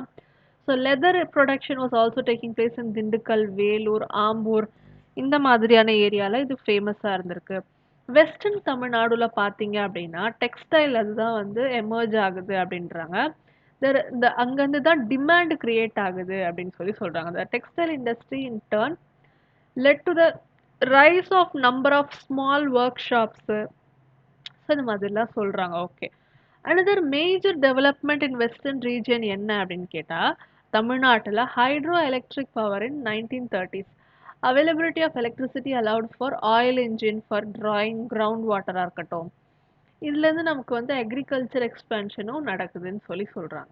as well as increase in demand for oil engine. In turn, it led to the emergence of workshops for servicing engine and also for addressing the demand for spare parts. So இதெல்லாம் தான் சொல்லி சொல்கிறாங்க. Post independence to early 1990s. ஓகேங்களா? So என்ன சொல்ல வராங்கன்னா integral coach factory in Chennai. So integral coach ஃபேக்ட்ரினா என்னது, ரயில்வே அந்த ரயில்வே பார்ட்ஸ் இருக்கு இல்லையா, அது மேக் பண்ணுறது. ஸோ ரயில்வே கோச்சஸ் இது வந்து சென்னையில் இருக்குது. எங்கன்னா பெரம்பூரில். பாரத் ஹெவி எலக்ட்ரிக்கல் லிமிடெட் திருச்சிராப்பள்ளியில் இருக்குது, திருச்சியில். பேலு இது வந்து எதுக்குன்னா பாய்லர்ஸ் டர்பைன்ஸ் இதெல்லாம் மேனுஃபேக்சர் பண்ணுறதுக்கு. பேல் பார்த்தீங்கன்னா அது ஒரு ஒரு மிகப்பெரிய ஒரு இண்டஸ்ட்ரியாக அது வந்து கிளஸ்டர்ஸாக வந்து உருவாக ஆரம்பிச்சுது. Several small firms catering to input requirement. அதுக்குள்ள அந்த ஒரு பேல்குள்ள தேவையான இன்புட் ரெக்குவயர்மெண்ட்ஸ்க்கு நிறைய கிளஸ்டர்ஸ் ஓப்பன் ஆக ஆரம்பிச்சுது. ஹெவி வெஹிக்கல் ஃபேக்ட்ரி பார்த்தீங்கன்னா டேங்க்ஸ் இதெல்லாம் வந்து ஆவடியில் outskirts on the outskirts of Chennai அங்கே வந்து இந்த ஃபேக்ட்ரிஸ் உருவாச்சு. Heavy vehicle factory setup to manufacture tank. ஓகேங்களா? ஸ்டாண்டர்ட் மோட்டார்ஸ் வந்து காருக்கு சென்னையில். ஓகேங்களா? அசோக் லேலேண்ட் அசோக் மோட்டார்ஸ் லேட்டர் லேலேண்டுன்னு இதுவாச்சு. Standard motors together helped form automobile cluster in Chennai. Avadi பார்த்தீங்கன்னா இண்டஸ்ட்ரியல் எஸ்டேட்டாக வந்து 1950s எமர்ஜ் ஆக ஆரம்பிச்சுது. ஸோ இது மாதிரி சொல்கிறாங்க. ஹைட்ரோ எலக்ட்ரிக் பவர் ப்ராஜெக்ட்ஸ் இதெல்லாம் வந்து ஸ்டேட்டில் வர ஆரம்பிச்சுது. சேலம் ஸ்டீல் பிளான்ட் பார்த்தீங்கன்னா 1973 டு ப்ரொடியூஸ் ஸ்டெயின்லெஸ் ஸ்டீலு இதெல்லாம் சொல்கிறாங்க. Coimbatore region also witness diversification from textile to textile machinery as well as agriculture machinery like electric motors, pump set இதெல்லாம் வந்து கோயம்புத்தூருக்கு famous. Ground water pump set textile இதனாலே கோயம்புத்தூர் தான். பார்த்தீங்கன்னா அடுத்து 1970s 80s பார்த்தீங்கன்னா பவர்லூம், அதாவது இந்த மிஷின் கொண்டு வீவ் பண்ணுறாங்க இல்லையா, ஸோ பவர் அந்த இது வச்சு அது வந்து கோயம்புத்தூர் ரீஜனில் ஃபேமஸ்ஸு. As expansion of cotton knitwear திருப்பூரில் வந்து cotton knitwear. Home furnishing cluster வீட்டுக்கு தேவையானதெல்லாம் வந்து கரூர் ஹோம் ஃபர்னிஷிங். ஓகேங்களா? ஸோ அதுதான். ஹோசூர் பார்த்தீங்க அப்படின்னா it's a Hosur industrial cluster வந்து it's a successful case of such policy efforts. So Hosur வந்து இண்டஸ்ட்ரியல் கிளஸ்டருக்கு ஒரு ஃபேமஸ் ஆனது. தமிழ்நாட்டில் இண்டஸ்ட்ரியலைசேஷன் லிபரலைசேஷன் ஃபேஸ் பற்றி பார்க்கலாம். 1990sலேருந்து தானே, ஸோ அதை பற்றி பார்க்கலான்னு சொல்லி சொல்கிறாங்க. So force to compete with each other private investment அந்த மாதிரியான விஷயங்கள் இருக்குது. நெக்ஸ்ட் பார்த்தீங்கன்னா இன்சென்டிவ்ஸ் சீப் லேண்டாக இருக்கட்டும், டேக்ஸ் கன்செஷனாக இருக்கட்டும், சப்சிடைஸ்டு குவாலிட்டி பவர் இருக்கட்டும். பவர்னா என்னது, கரண்ட்டு. ஸோ இதெல்லாம் வந்து இன்வெஸ்டர்ஸை அட்ராக்ட் பண்ணுறதுக்கான விஷயங்கள் நடத்தப்பட்டது. ட்ரேட் லிபரலைசேஷனு, கரன்சியோடைய டீவேல்யூவேஷனு, ஓப்பன் அப் எக்ஸ்போர்ட் மார்க்கெட் இதெல்லாம் வந்து தமிழ்நாட்டில் வந்து ட்ரேட் அட்ராக்ட் பண்ணுச்சு.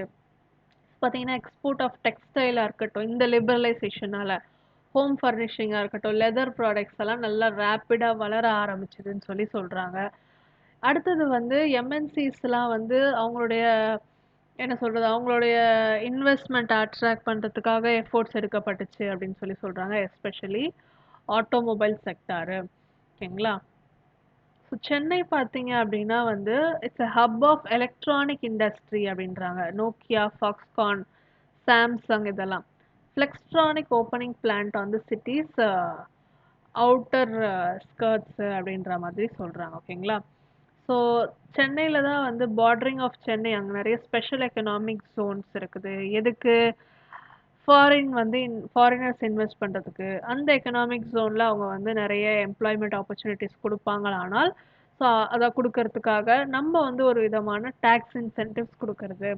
அங்கே வந்து நிறைய என்னென்னலாம் எவால்வ் ஆச்சு, sugar, fertiliser, cement, agriculture implement, iron and steel, chemical, transformer and paper இதெல்லாம் வந்தது. Because of all these factors Tamil Nadu இப்போ நிறைய வந்து இண்டஸ்ட்ரீஸோட இருக்கிறதா சொல்கிறது.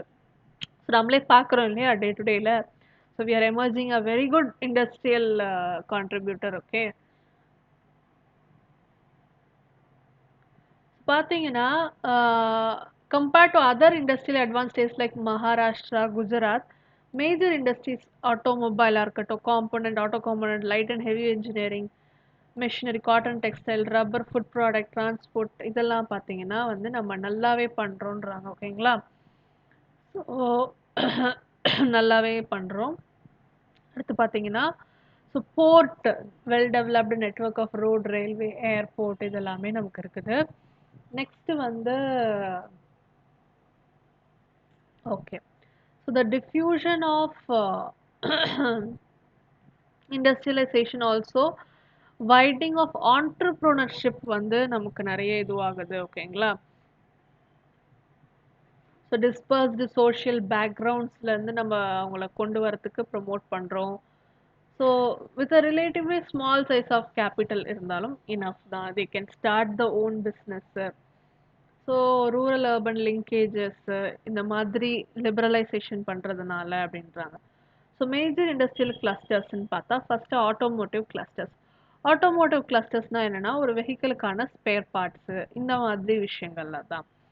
ஸோ இதெல்லாம் சென்னை தான் வந்து டெட்ராய்ட் ஆஃப் ஆசியா, ஏஷியா அப்படின்ற மாதிரி சொல்கிறாங்க. ஸோ ஆட்டோ இண்டஸ்ட்ரி அதெல்லாம் நிறைய வந்து நம்மளுடைய இதில் தான் வந்து கிடைக்குது. சென்னைனாலே ஆட்டோமொபைல்ஸ் தான். ஓகேங்களா?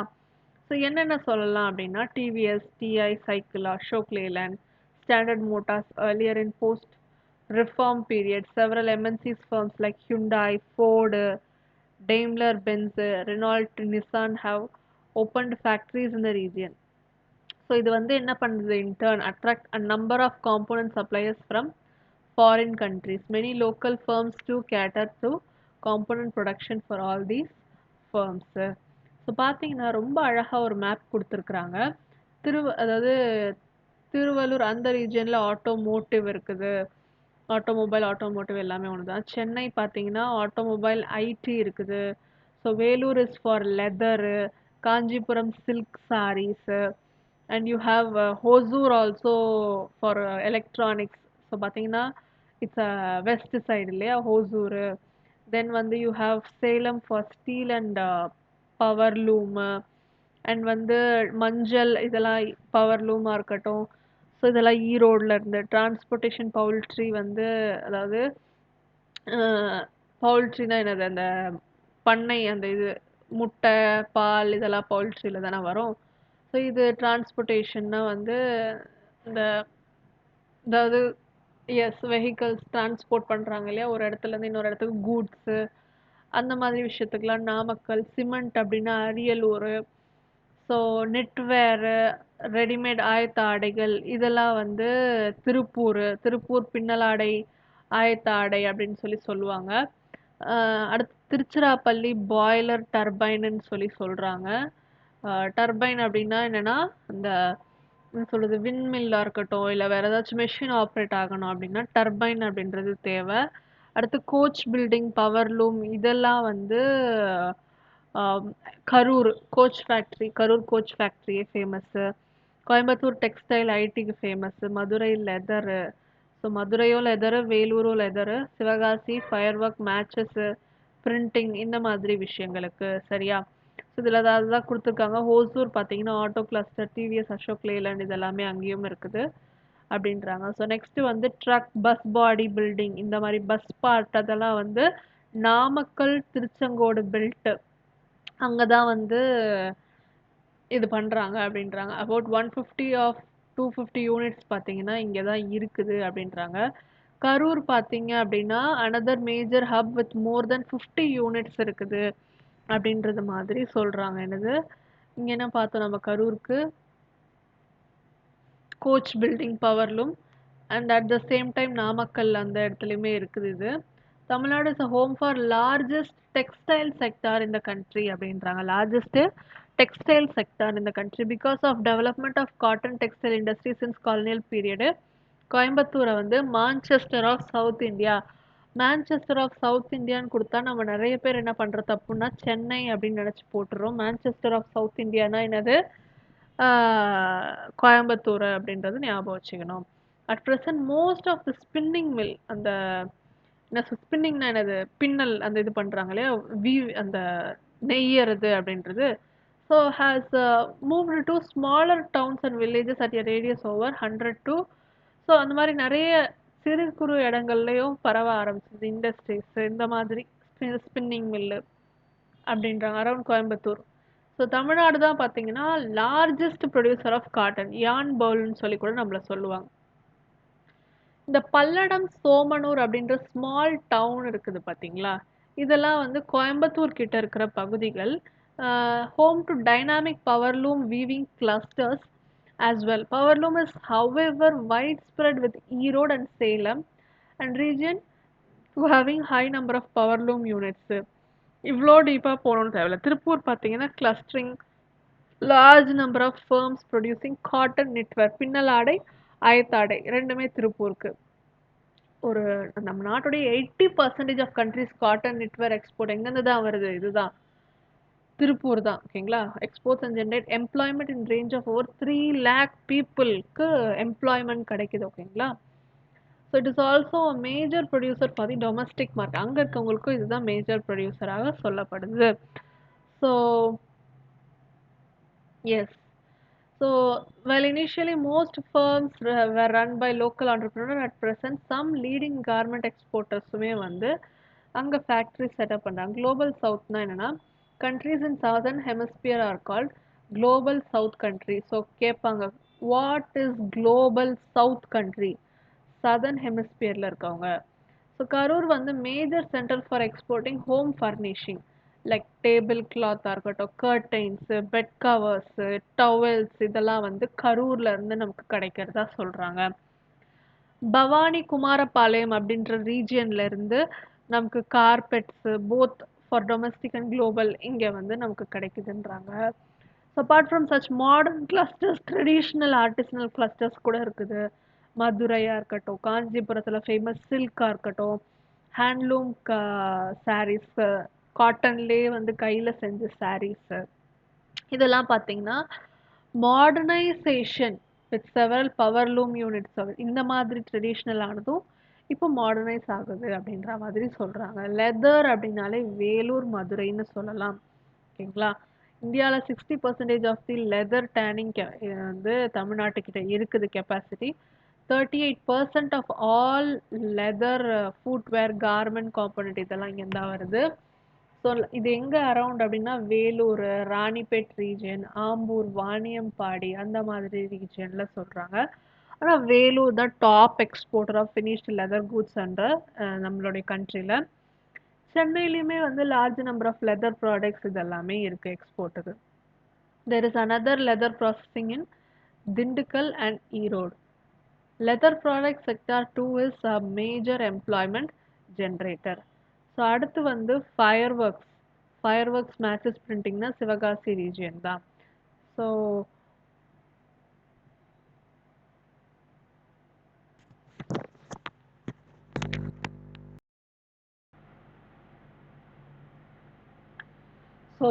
சிவகாசியில தான் நமக்கு மேஜராக ஃபயர் ஒர்க்ஸாக இருக்கட்டும், ஆஃப்செட் பிரிண்டிங் அந்த பிரிண்ட் பண்ணுற விஷயங்களாக இருக்கட்டும் நமக்கு கிடைக்குது. 90% of India's fire work production, 80% of safety match production, 60% of offset printing solutions இது எல்லாமே வந்து சிவகாசியிலேருந்து தான் கிடைக்குது. ஹைலி ஸ்பெஷலைஸ்டு அங்கே தான் இருக்குது. நிறைய ஒர்க்கர்ஸும் இருக்கிறதா சொல்கிறாங்க. ஐடி இந்த இண்டஸ்ட்ரீஸ் இதெல்லாம் பார்த்தீங்கன்னா 1990ஸ்லேருந்து இதுவாக ஆரம்பிச்சது. Nokia, Foxconn, Motorola, Sony Ericsson, Samsung, Dell இந்த மாதிரி மேக்கிங்லாம் வந்து பார்த்தீங்கன்னா இங்கே தான் ஃபேமஸ். ஐ மீன் சென்னை அங்கே தான் நிறைய ஃபேமஸாக இருந்திருக்குது. ஹப்பாகவே இருந்திருக்கு. Electronics minor electronic hub, major இல்லை மைனர். ஓகேங்களா. ஸோ பெங்களூர் தான் முக்கியமான ஏரியா. அடுத்தது தான் சென்னைன்ற மாதிரி இருக்குது. Expansion of software sector Chennai and to a limited extent Coimbatore. ஓகேங்களா. How emerge centre of software சர்வீஸ்னாலே சென்னை கோயம்புத்தூர் அப்படின்ற மாதிரி சொல்கிறாங்க. இன்ஃபர்மேஷன் ஐடியில் ஸ்பெஷல் எக்கனாமிக் ஜோன்ஸ் பற்றி சொல்லியிருக்காங்க.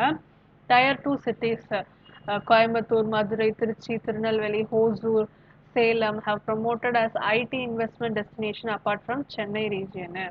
ELCOS as IT specific special economic zone 8 லொகேஷன்ஸில் ஃபர்ஸ்ட் சென்னை, ஷோழிங்கநல்லூர். இது நான் வெறும் ஸ்பெஷல் எக்கனாமிக் ஜோன் பற்றி மட்டும்தான் பேசிகிட்டு இருக்கேன்.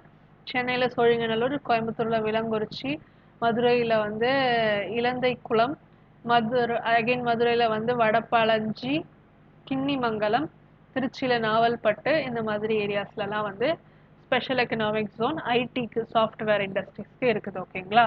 So companies desiring to set up units in the state can avail these facilities provided in ELCO CESIS.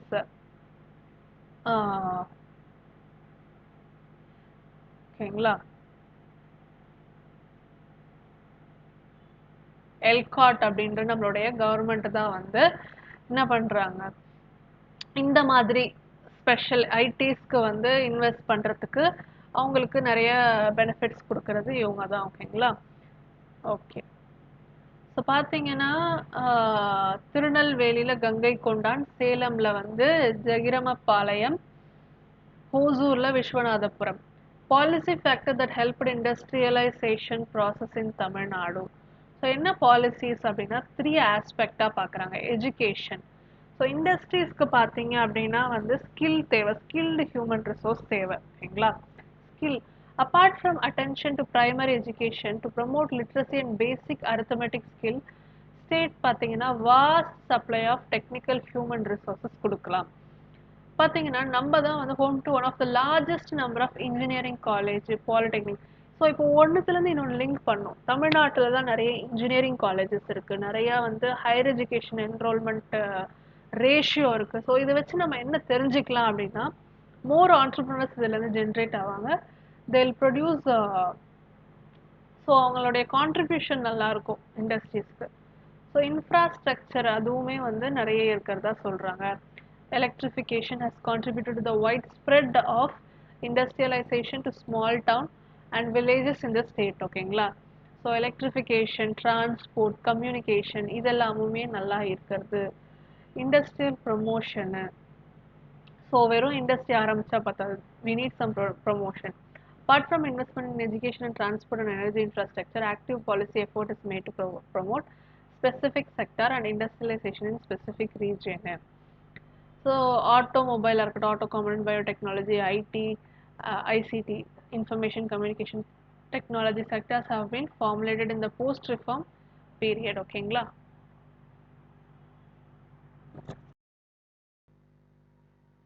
So இப்போ வந்து என்ன பார்க்க போகிறோம் அப்படின்னா, சாரி நான் பாஸ் பண்ணிட்டேன், அதனால தான். ஸோ வந்து in addition, state has put in several industrial promotion agency for both large enterprises and small medium segments, as well as to provide supporting infrastructure. ஓகேங்களா? ஓகே.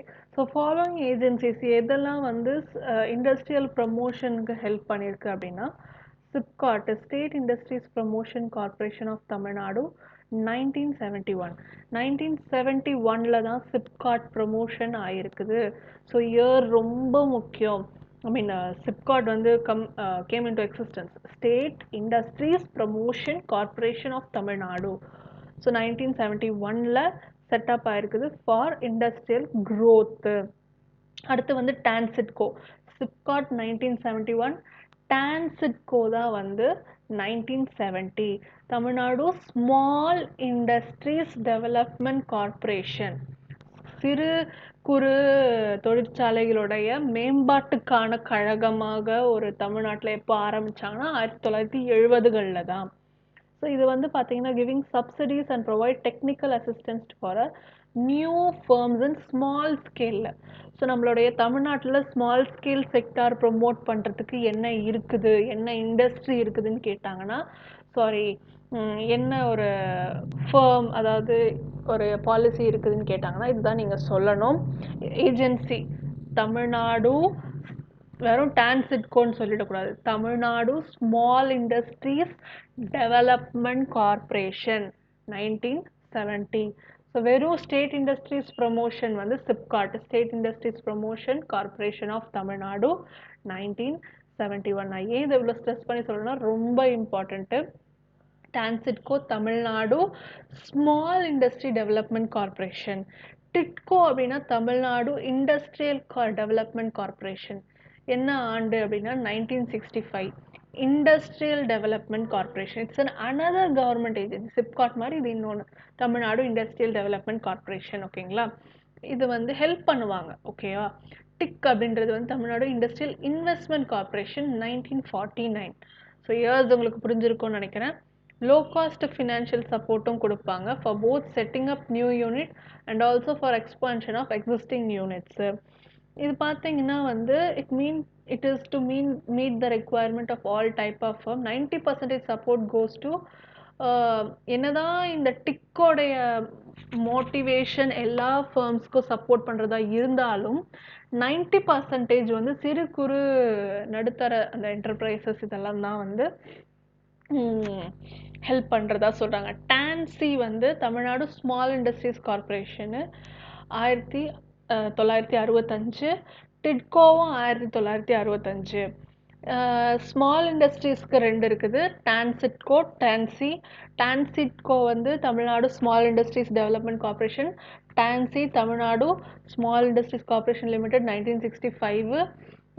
இண்டஸ்ட்ரீஸ்க்கு பார்த்தீங்கன்னா SIPCOT, state industrial promotion I'm sorry state industries promotion corporation of Tamil Nadu 1971லேயும், டிட்கோ வந்து பார்த்தீங்க அப்படின்னா வந்து Tamil Nadu industrial development corporation 1965. ஓகேங்களா?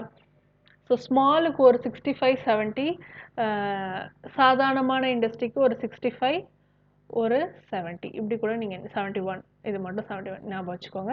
And இந்த டிக்கு வந்து இண்டஸ்ட்ரியல் இன்வெஸ்ட்மெண்ட்டுன்னு வந்தால் 1949.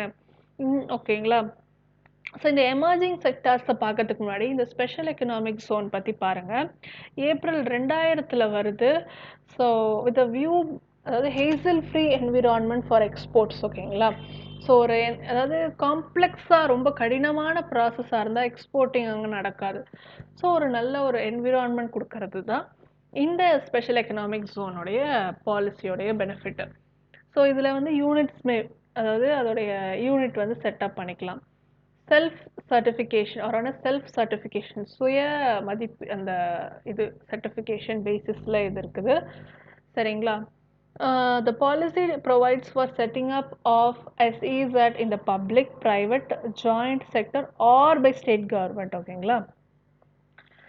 இது பார்த்தீங்கன்னா some of the it also existing export processing zone இருக்கலாம், would be converted. அதை கூட நம்ம ஸ்பெஷல் எக்கனாமிக் ஸோ புதுசாக தான் வரணும்னு இல்லை, எக்ஸிஸ்டிங்காக இருக்கிறத கூட ஸ்பெஷல் எக்கனாமிக் ஸோனாக கன்வெர்ட் பண்ணலாம். அடுத்து பார்த்தீங்கன்னா என்னென்னலாம் நம்மளுடைய கவர்மெண்ட் எக்ஸ்போர்ட் ப்ராசஸிங் ஜோன் வச்சுருக்காங்கன்னு பார்த்தீங்கன்னா, Nanguneri special economic zone, multi product special economic zone திருநெல்வேலியில் இருக்குது. நாங்குநேரி, திருநெல்வேலி. எண்ணூரில் இருக்கிறது பார்த்தீங்கன்னா தெர்மல் பவர் ப்ராஜெக்ட்டு, வயலூர் அந்த பிளேஸில். தெர்மல் வந்து எண்ணூரில் வந்து தெர்மல் பவர் ப்ராஜெக்ட், வயலூர்னு சொல்கிறாங்க அதுக்குள்ளே. கோயம்புத்தூரில் ஐடி பார்க்கு, ஹொசூர்னா automobile engineering, electronic, defence, aerospace. Perambalur multi product SEZ. Auto சிட்டின்னு பார்த்தீங்கன்னா திருவள்ளூர் அந்த region, auto component. India Singapore SEZ பார்த்தீங்கன்னா electronic hardware, logistics, warehousing திருவள்ளூரில் இருக்குது. பயோஃபார்மக்யூட்டிக்கல்ஸ் வந்து clinical research organisation, poison control centre, centre for regenerative medicine, இதெல்லாமே சொல்லலாம். Madras export processing ஜோனுன்றது வந்து it's special economic zone in Chennai. 7 export processing ஜோனில் இது ஒன்று அப்படின்றாங்க. இந்த country setup by central government setup பண்ணது மெட்ராஸ் எக்ஸ்போர்ட் ப்ராசஸிங் ஜோனு. 1984 ஆண்டில் வருது. To promote foreign direct investment, enhance foreign exchange earnings and create greater employment opportunity இந்த ரீஜியன். ஓகேங்களா? எங்கே இருக்குன்னா ஜிஎஸ்டி ரோட், தாம்பரத்தில் தான் இருக்குது. ஸோ இதுதான் வந்து சொல்ல வராங்க. ஸோ நம்ம நிறைய இண்டஸ்ட்ரீஸ் வைக்கிறது மூலயமா நிறைய ஒரு பிக்கர் எம்ப்ளாயராகவும் இருக்கிறோம் அப்படின்றாங்க. சாஃப்ட்வேர் இருக்குது, ஹெல்த் கேர், எஜுகேஷன் சர்வீஸாக இருக்கட்டும். ஹெல்த் கேர் அண்ட் எஜுகேஷன் பார்த்தீங்கன்னா diffused across major cities, Chennai, Coimbatore அந்த பர்டிகுலர் ஏரியாவில் நல்லா இதுவாக இருக்குது அப்படின்றாங்க. சாஃப்ட்வேர் சர்வீஸ் பார்த்தீங்கன்னா confine to Chennai. So only in last 10 years a few software firm have moved to Coimbatore அப்படின்றாங்க. இங்கேருந்து ஃபியூ தான் வந்து கோயம்புத்தூருக்கு போயிருக்கு. ஸோ இண்டஸ்ட்ரியலைசேஷனில் இருக்கிற இஷ்யூஸ் என்ன அப்படின்னு கேட்டால், டு பிகின் வித் அதாவது சஸ்டெய்னிங் ப்ராசஸில் தான் வந்து அதோடைய ப்ராப்ளம் இருக்குன்றாங்க.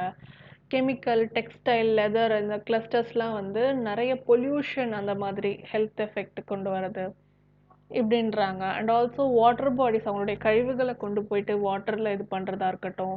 ஸோ அக்ரிகல்ச்சரல் லேண்ட் அட்ஜாயினிங்கில் இருக்கிறது இதெல்லாமே ரொம்ப ஒரு த்ரெட்டுன்றாங்க. ஓகேங்களா? இதுக்கு ஒரு அர்ஜென்ட் ரெமெடியோ அட்டென்ஷனோ கொடுத்து தான் ஆகணும். So employment generation potential has declined due to the use of frontier. நிறைய டெக்னாலஜி யூஸ் பண்ணுறதுனால லேபருடைய கான்ட்ரிபியூஷன் கம்மியாகிக்கிட்டு வருது அப்படின்றாங்க. Quality of employment has also suffered. அதுவுமே குறைஞ்சிக்கிட்டு வரதா சொல்கிறாங்க. ஸோ பாலிசி மேக்கர்ஸ் ஏதாச்சும் பண்ணி ஆகணும் அப்படின்றாங்க. Next start up India scheme வந்து launch in 16th January 2016. Start up, not stand up, start up. 16 ஜனவரி 2016. 16 நடுவில் ஜனவரி ஞாபகம் வச்சுக்கோங்க. Start up, starting January. ஓகேங்களா? ஜனவரி தானே ஸ்டார்ட் ஆகுது ஒரு வருஷத்தில் அப்படின்னு ஞாபகம் வச்சுக்கலாம். த ப்ரைமரி ஆப்ஜெக்டிவ் என்னன்னா promotion of start ups, generation of employment, wealth creation. அடுத்து ஸ்டாண்ட் அப் இந்தியா ஸ்கீம் வந்து 2016 தான். ஆனால் 5வது ஏப்ரலில் ஸ்டாண்ட் அப். ஓகேங்களா? இது பார்த்தீங்கன்னா bank loan between 10 lakh and 1 crore at least one from scheduled caste, scheduled tribe borrower, ஒருத்தர் ஃப்ரம் இதுலேயுமே ரிசர்வேஷன். ஸோ இது நீங்கள் வந்து எம்ஃபசைஸ் பண்ணலாம். எக்கனாமிக்கல் டெவலப்மெண்ட்டில் ரிசர்வேஷன், ரிசர்வேஷன் சொல்ல முடியாது, எப்படி வந்து பேக்வர்ட் பீப்புளை நம்ம வந்து ப்ரமோட் பண்ணியிருக்கோம் அப்படின்னு கேட்டால் ஸ்டாண்டப் இந்தியா ஸ்கீமில், அதாவது 5வது ஏப்ரல் 2016 கொண்டு வரப்பட்ட ஸ்டாண்டப் இந்தியா ஸ்கீமில் 10 lakh to 1 crore வந்து நம்ம லோன் கொடுக்குறோம். அதில் அட்லீஸ்ட் ஒருத்தர் வந்து schedule caste or schedule tribe பாரோவராக இருக்கணும். ஃபார் செட்டிங் அப் பேங்க் வந்து லோன் ப்ரொவைட் பண்ணுறாங்க. அண்ட் ஒன் விமன், ஸோ விமனுக்கும் இதில் வந்து அவங்களுடைய டெவலப்மெண்ட்டும் என்ஷூர் ஆகுது. ஸோ இது வந்து நீங்கள் மெயின்ஸில் கண்டிப்பாக யூஸ் பண்ணலாம். ஸோ க்ரீன்ஃபீல்டு என்டர்பிரைஸ், புதுசாக வரக்கூடிய க்ரீன்ஃபீல்டு என்டர்பிரைஸ்க்கு. ஸோ ஆண்டர்ப்ரனர் யார்? ஆண்டர்ப்ரனர்ன்றவர் இந்த ப்ரொடக்ஷன் ப்ராசஸோடைய லேண்ட், லேபர், வேறு என்னது, லேண்டு, லேபரு, கேபிட்டலு, 4வது ஆண்டர்ப்ரனர் இல்லையா? ஸோ ரொம்ப ஸ்கில் இருந்தால் தான் you can start something. So indispensable role வந்து ஆண்டர்ப்ரனர் தான். ஸோ என்ன ஃபுல் ப்ராசஸாக இருக்கட்டும், ப்ராஃபிட், அதாவது வெறும் ஒரு ப்ராடக்டை இது பண்ணிட்டு இருக்க முடியாது. டிஃப்ரெண்ட் வே ஆஃப் திங்கிங் இருக்கணும், அப்டேஷன் ஆஃப் டெக்னாலஜி, நாலேஜ் இதெல்லாமே இருக்கணும் இல்லையா? ஸோ அதுக்கு ஆண்டர்ப்ரனர்ஷிப் அப்படின்ற ஒரு விஷயம் ரொம்பவே தேவை. அதை பற்றி தான் இதில் சொல்லியிருக்காங்க, நத்திங் மச். ஸோ இதோட இந்த சாப்டர் வந்து நமக்கு முடியுது. அடுத்தது என்ன அப்படின்றது பார்க்கலாம். இதெல்லாம் நீங்கள் சால்வ் பண்ணி பாருங்கள் ஃப்ரீ டைமில். ஜஸ்ட் வெறும் எக்ஸ்பிளைன் தான் பண்ணிகிட்ருக்கிறேன். Cost and revenue analysis.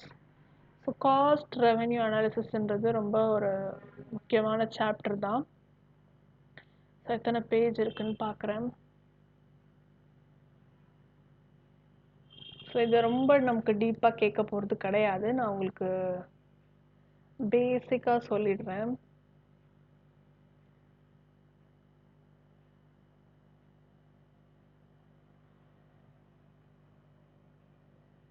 So இதுலேருந்து நமக்கு கேட்க போகிறது கிடையாது ஆக்சுவலி. இந்த சாப்டர் நமக்கு தேவை கிடையாது. ப்ராக்டிக்கலாக இருக்கிற இந்த மேக்ரோ அதுலேருந்துலாம் தான் கேட்குறாங்க. ஸோ நம்ம அங்கங்கே ரொம்ப ஒரு ஒரு ரொம்ப ஒரு சின்ன சின்ன டாபிக்ஸ் மட்டும் பார்க்கலாம். பிகாஸ் நம்ம வந்து பிளைண்டாக படிக்கிறத விட எது முக்கியமோ அதான் படிக்கலாம். இங்கே பாருங்கள், the big hurdle is going out and raising the revenue. யார் சொல்கிறேன்னா டைலர் காவன். ஸோ இது எப்படி ஞாபகம் வச்சுக்கலாம்? நம்ம ஒரு டெய்லர் ஆகணும் அப்படின்னா என்ன ஹர்டில்? வெளியில் போய் தான் தைக்கணும். ஸோ வீட்டுக்குள்ளேருந்து தைச்சா நம்மளால ரெவென்யூ அவ்வளோவா இன்க்ரீஸ் பண்ண முடியாது. ஸோ ரேசிங் ரெவென்யூ, டைலர் காவன் எப்படி ஞாபகம் வச்சுக்கோங்க. ஓகேவா? ஸோ காஸ்ட் அனாலிசிஸ் அப்படின்னு சொல்லிட்டு சொல்லுவோம். காஸ்ட்ன்றது ஒன்றுமே இல்லை, ஒரு கமாடிட்டியோடைய ப்ரைஸ் தான். ஓகேங்களா? எக்ஸ்பென்சஸ். இதை வந்து அனலைஸ் பண்ணணும். ஒரு ஒரு ப்ராடக்ட்டுக்கும் எப்படி இருக்குது, அதுதான் ரொம்ப பேசிக்கான விஷயந்தான். ஸோ நம்ம டீப்பாக தெரிஞ்சுக்க தேவையில்ல. Money cost, production cost expressed in money, money terms is call money cost அப்படின்னு சொல்லி சொல்கிறாங்க. ஓகே. ஸோ எக்ஸ்பெண்டிச்சர், அதாவது ரா மெட்டீரியல், ஒரு ஒரு ப்ரொடக்ஷனுக்கு தேவையான raw material, payment of wages, இதெல்லாமே மானிட்ரியில் தானே பண்ணுறோம். ரெண்ட்டாக இருக்கட்டும், இன்ட்ரெஸ்ட் ஆன் கேபிட்டல். ஸோ இதெல்லாமே தான் வந்து காஸ்ட் அப்படின்னு சொல்லி சொல்கிறாங்க. ரியல் காஸ்ட்ன்றது வெறும் மணி மட்டும் இல்லாமல் வாட் எவர் த எஃபோர்ட் நம்ம கொடுத்ததாக இருக்கட்டும், லேண்டோடைய எஃபோர்ட்டாக இருக்கட்டும், கேபிட்டல், ஆல் எல்லாமே சேர்ந்தது. Pain, sacrifices. ஆடம் ஸ்மித் என்ன சொல்கிறாருன்னா, pain and sacrifices of labor as a real cost of production அப்படின்ற மாதிரி சொல்றாரு. Explicit பார்த்தீங்கன்னா payment made to others for the purchase of factors of production is explicit cost அப்படின்னு சொல்றாங்க. ஸோ implicit costன்றது உள்ள self employed resources, land, building, machinery, car இதெல்லாமே சொல்றாங்க. Economic cost is equal to implicit plus explicit ரெண்டுமே சேர்ந்தது தான் economic cost. Social Alfred Marshall define terms social cost to represent the effort and sacrifices undergone by various members of the society in producing commodity. So social cost is cost that is not borne by the firm but incurred by. So ஒரு ஃபேர்ம்னால நான் அந்த பொல்யூஷனில் பாதிக்கப்படுறேன் இல்லையா, so water pollution, air pollution, so அதுக்கு என்னுடைய இதுவுமே இருக்குது. Opportunity காஸ்ட்னா நான் சிம்பிளாக சொல்கிறேன், ஒரு ஃபீல்டு இருக்குது, இது வந்து ஆல்டர்னேட்டிவ் காஸ்ட்னு சொல்கிறாங்க, ட்ரான்ஸ்ஃபர் காஸ்ட்னு சொல்கிறாங்க. பார்த்தீங்கன்னா ஒரு ஃபீல்டில் என்னால் உருளைக்கிழங்கு I have a two option, இந்த மாதிரியான field I can either cultivate rice or either cultivate potato. So எனக்கு வந்து ஆப்பர்ச்சுனிட்டி இருக்குது இந்த இடத்துல. ஸோ அதுதான் சொல்கிறாங்க. சங்க் அப்படின்றது பார்த்தீங்கன்னா சங்க் காஸ்ட்னா incurred in the past and can not be recovered in the future. So பாஸ்ட்டில் எனக்கு இருந்த பேர்டனை வந்து என்னால் ஃப்யூச்சரில் ரிகவர் பண்ண முடியாதுன்னா ஆல்ரெடி சங்க் ஆயிடுச்சு, அதை தான் வந்து சங்க் காஸ்ட்னு சொல்கிறாங்க. ஸ்பெஷலைஸ்டு எக்யூப்மெண்ட்ஸ் நான் வாங்கியிருக்கலாம், அது பார்த்தீங்கன்னா நாளடைவில் அதோடைய காஸ்ட், அதாவது போன வருஷம் இருந்த இது இப்போ இந்த வருஷம் அதே ஒரு எஃபெக்டிவோடு இருக்காது இல்லையா. ஸோ அதுதான் chunk cost is also retrospective. இந்த மாதிரி வேர்ட்ஸ் எல்லாம் நம்ம வந்து என்ன சொல்கிறது, ரோட் லேர்ன் பண்ணி தான் ஆகணும். ரெட்ராஸ்பெக்டிவ், சங்க்கு ரெட்ராஸ்பெக்டிவ் ஞாபகம் வச்சுக்கோங்க. ஃப்ளோட்டிங்ன்றது all the expense that are directly associated business activity but not with asset creation. டைரெக்டாக பிஸ்னஸ் ஆக்டிவிட்டீஸ் அதை வச்சு அசர்ட்லாம் கிரியேட் பண்ண முடியாது, அதுதான் வந்து ஃப்ளோட்டிங் காஸ்ட்டு. ப்ரைம் காஸ்ட்ன்றது all the cost that vary with output together with the cost of administration. So variable cost plus cost of administration தான் ப்ரைம் காஸ்ட்டு. ரொம்ப இதெல்லாம் நமக்கு முக்கியம் கிடையாது, இருந்தால் நான் வந்து உங்களுக்கு பொறுமையாக சொல்லிடுவேன் போன சாப்டர் மாதிரி. ஃபிக்ஸட் காஸ்ட் அப்படின்றது பார்த்தீங்கன்னா for example rent of the factory, வாட்ச்மேனுடைய வேஜர், இதெல்லாம் கண்டிப்பாக கொடுத்து தான் ஆகணும் இல்லையா. So you cannot have the alternate payment for minimum equipment, so power, licence, இதெல்லாமே fixed. Supplementary cost, overhead cost அப்படின்ற மாதிரி சொல்கிறாங்க. வேரியபிள்னு சொல்லும்போது there are prime cost, special cost, direct காஸ்ட்னு சொல்கிறாங்க. என்னென்னா ஃபியூவலுக்கு, எலக்ட்ரிசிட்டி, ரா மெட்டீரியல், இதெல்லாம் வந்து வேரியபிள் அப்படின்றாங்க. ஸோ இது இந்த கர்வ்ஸ் இதெல்லாம் முக்கியம் கிடையாது. ஸோ வி ஹாவ் இவ்வளோ டெக்னிக்கலாக நம்ம தெரிஞ்சுக்கணுன்னு அவசியமே கிடையாது.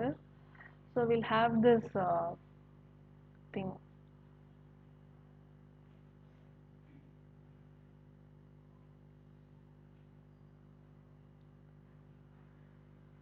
உங்களுக்கு ஓகே தெரியணும் அப்படின்னா நம்ம வெறும் அந்த இந்த க்ளாசரிஸில் படிப்போம் ஓகேங்களா, உங்களுக்கு இவ்வளோ தெரிஞ்சால் போதும்.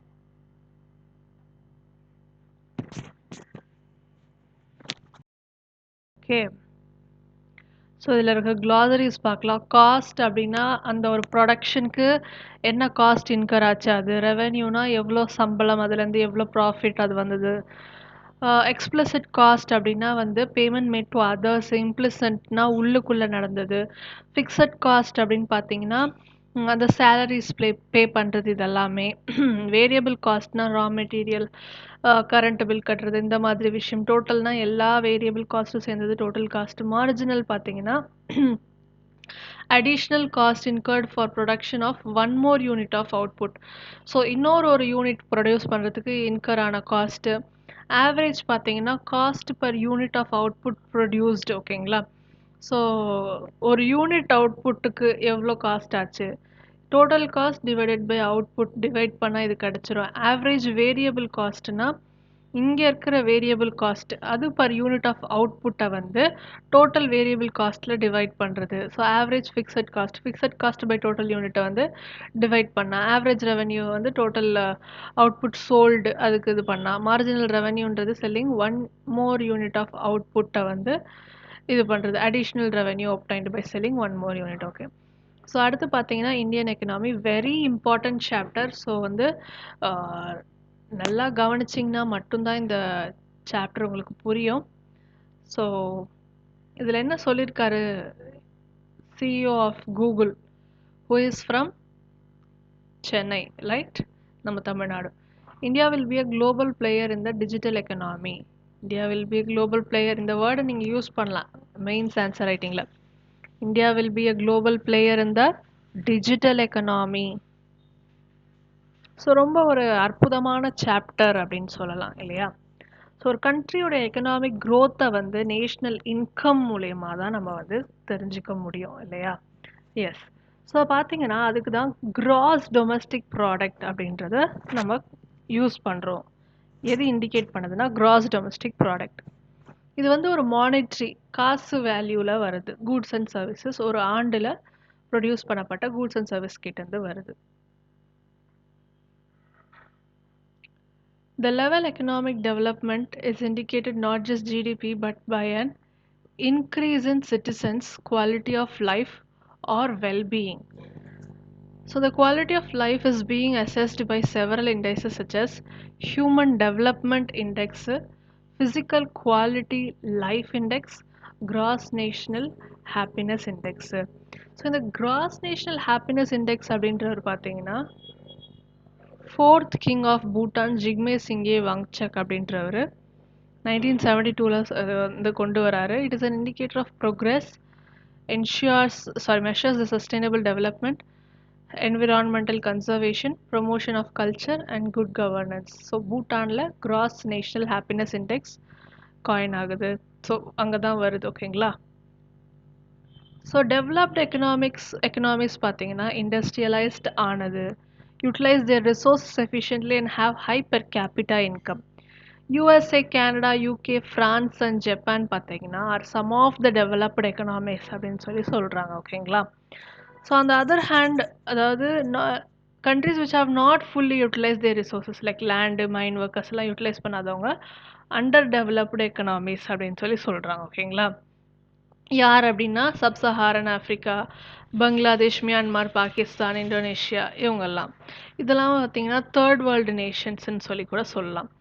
இந்தியன் எக்கனாமி பார்த்தீங்கன்னா 7வது லார்ஜஸ்ட் எக்கனாமின்றாங்க. இப்போ என்ன பிளேஸில் இருக்குது அப்படின்றது நீங்கள் எனக்கு கமெண்ட் செக்ஷனில் சொல்லுங்கள். இந்த data outdated. Being one of the top listed countries in terms of industrialization and economic growth, India holds robust position with the average growth rate of 7% approximately. சரிங்களா? ஸ்டில் நமக்கு வந்து பேக்வேர்ட்னஸுமே இருக்குது. ஒரு டெவலப்டு எக்கனாமியோடைய ஃபீச்சர் என்னென்னா அதிகமான நேஷ்னல் இன்கம் இருக்கணும், அதிகமான per capita income இருக்கணும், ஹை ஸ்டாண்டர்ட் ஆஃப் லிவிங் இருக்கணும், ஃபுல் எம்ப்ளாய்மெண்ட் ஆஃப் ரிசோர்ஸஸ் இருக்கணும், டாமினன்ஸ் ஆஃப் இண்டஸ்ட்ரியல் செக்டார் இருக்கணும், ஹை லெவல் ஆஃப் டெக்னாலஜி இருக்கணும், இண்டஸ்ட்ரியலைசேஷன் அதிகமாக இருக்கணும், கன்சம்ஷன் லெவல் அதிகமாக இருக்கணும். ஏன் கன்சம்ஷன் லெவல் அதிகமாக இருக்கணும்? மக்களுடைய வருமானம் அதிகமாக இருந்தால் தானே அவங்களால நிறைய கன்சம்ஷன் பண்ண முடியும். அது ஹை லெவல் ஆஃப் அர்பனைசேஷன் இருக்கணும், நகரமயமாதல், ஸ்மூத் எக்கனாமிக் க்ரோத் இருக்கணும், social equity, gender equality, low level of poverty, political stability and good governance இதெல்லாம் இருந்தால் தான் ஒரு கண்ட்ரி ஒரு டெவலப்டு கண்ட்ரியாக சொல்ல முடியும். நம்ம இந்தியன் எக்கனாமி என்னது? நம்ம இந்தியன் எக்கனாமியோட ஸ்ட்ரென்த்து ஃபீச்சர் எல்லாமே என்னென்னா மிக்சட் எக்கனாமி. மிக்சட் எக்கனாமி அப்படின்னா என்னென்னா கவர்மெண்ட் ப்ரைவேட் ரெண்டு பேருமே சேர்ந்து ப்ளே பண்ணுறது. ஸோ இதை இன்னும் நமக்கு சப்போர்ட் பண்ணுற விதமாக தான் நமக்கு இதை லிபரலைசேஷன், குளோபலைசேஷன், ப்ரைவேட்டைசேஷன் இருக்குது. ஸோ ப்ரைவேட் செக்டார் அப்படின்றவங்க ஒரு level playing field, government private ரெண்டுமே ஈக்குவலாக வர ஆரம்பித்தாங்க, கோ எக்ஸிஸ்டிங். ஸோ இது நம்மளுடைய ஃபீச்சர். Agriculture base. ஸோ அக்ரிகல்ச்சர்ன்றது தான் இந்தியாவுடைய பேக் போன் அப்படின்ற மாதிரி இருந்துச்சு. 60% ஆஃப் த பீப்புள் வந்து அதை டிபெண்ட் பண்ணியிருக்கிறதா இதெல்லாம் சொல்லியிருக்காங்க. But it has been reduced. ஆனால் அவங்களுடைய 60% அந்த ஒரு மோர் தென் ஹாஃப் பீப்புள் வந்து இன்னமும் அக்ரிகல்ச்சரில் தான் டிபெண்ட் ஆயிருக்காங்க. பட் ஆனால் அவங்களுடைய ஜிடிபி கான்ட்ரிபியூஷன் 17%. அதுனா என்னென்னா 17% வருமானம் தான் இந்த 50க்கும் மேலே பர்சன்டேஜில் இருக்க பீப்புள் வந்து ஷேர் பண்ணிக்கிறாங்க. ஸோ ரொம்பவே ஒரு கஷ்டமான ஒரு நிலைமை தான். இதில் பார்த்தீங்கன்னா க்ரீன் ரெவல்யூஷன், எவர் கிரீன் ரெவல்யூஷன், இப்போ இந்த குரூப் 1ல் கேட்டிருப்பாங்க எவர் கிரீன் ரெவல்யூஷன் இல்லையா? ஸோ பயோடெக்னாலஜியில் இன்வென்ஷன்ஸ் இதெல்லாம் பார்த்தீங்கன்னா அக்ரிகல்ச்சரை செல்ஃப் சஃபிஷியன்ட் அண்ட் சர்ப்ளஸ் ப்ரொடக்ஷனுக்கு உதவி செய்யுது அப்படின்றாங்க. ஸோ நிறைய எக்ஸ்போர்ட் அதெல்லாம் பண்ணலாம். Fruits, vegetable, spices, vegetable oil, tobacco, animal skin இதெல்லாம் பார்த்தீங்கன்னா நம்மளுடைய வெளிநாட்டு வருமானத்தை இன்க்ரீஸ் பண்ணுறதுக்கு உதவுது. இந்தியா ஒரு எமர்ஜென்ட் மார்க்கெட் அப்படின்ற மாதிரி சொல்றாங்க குளோபல் ட்ரெண்டில். ஓகேங்களா? ஸோ நம்ம வந்து நிறைய வந்து ஃபாரின் டைரக்ட் இன்வெஸ்ட்மெண்ட்டை அட்ராக்ட் பண்ணியிருக்கோம். Institutional investment, foreign institutional investment இதெல்லாமே வந்து நிறைய இந்தியாவில் அட்ராக்ட் பண்ணியிருக்கோம். ஓகேங்களா? High potential for prospective growth இதெல்லாம் வந்து நம்மளுடைய நாட்டில் இருக்குது. ஓகேங்களா? ஸோ G20 நேஷனில் யார் யாரெல்லாம் இருக்காங்கன்னு பார்த்துக்கலாம். G20 நேஷனுடைய இந்த டிசம்பர் 1லேருந்து ஹோஸ்டிங் கண்ட்ரி யார் அப்படின்னா இந்தியா தான். ஸோ வந்து நம்ம இந்தியா, அதாவது மன் கி பாத்தில் மோடிஜி அவர்கள் இன்னைக்கு நீங்கள் அதாவது 28/11 நியூஸ் பேப்பர் பார்த்துருந்தீங்கன்னா தெரிஞ்சிருக்கும். மோடிஜி அவர்கள் மன் கி பாத் ப்ரோக்ராமில் சொல்லியிருப்பாரு G20 ரொம்ப முக்கியமானது. ஸோ அது வந்து ரொம்ப ஒரு நம்மளுடைய நம்மளுடைய டேலண்ட், நம்மளுடைய என்ன சொல்கிறது, நம்மளுடைய திறமையை காட்ட வேண்டிய நேரம் இது அப்படின்ற மாதிரி நமக்கு ரொம்ப முக்கியமான இது.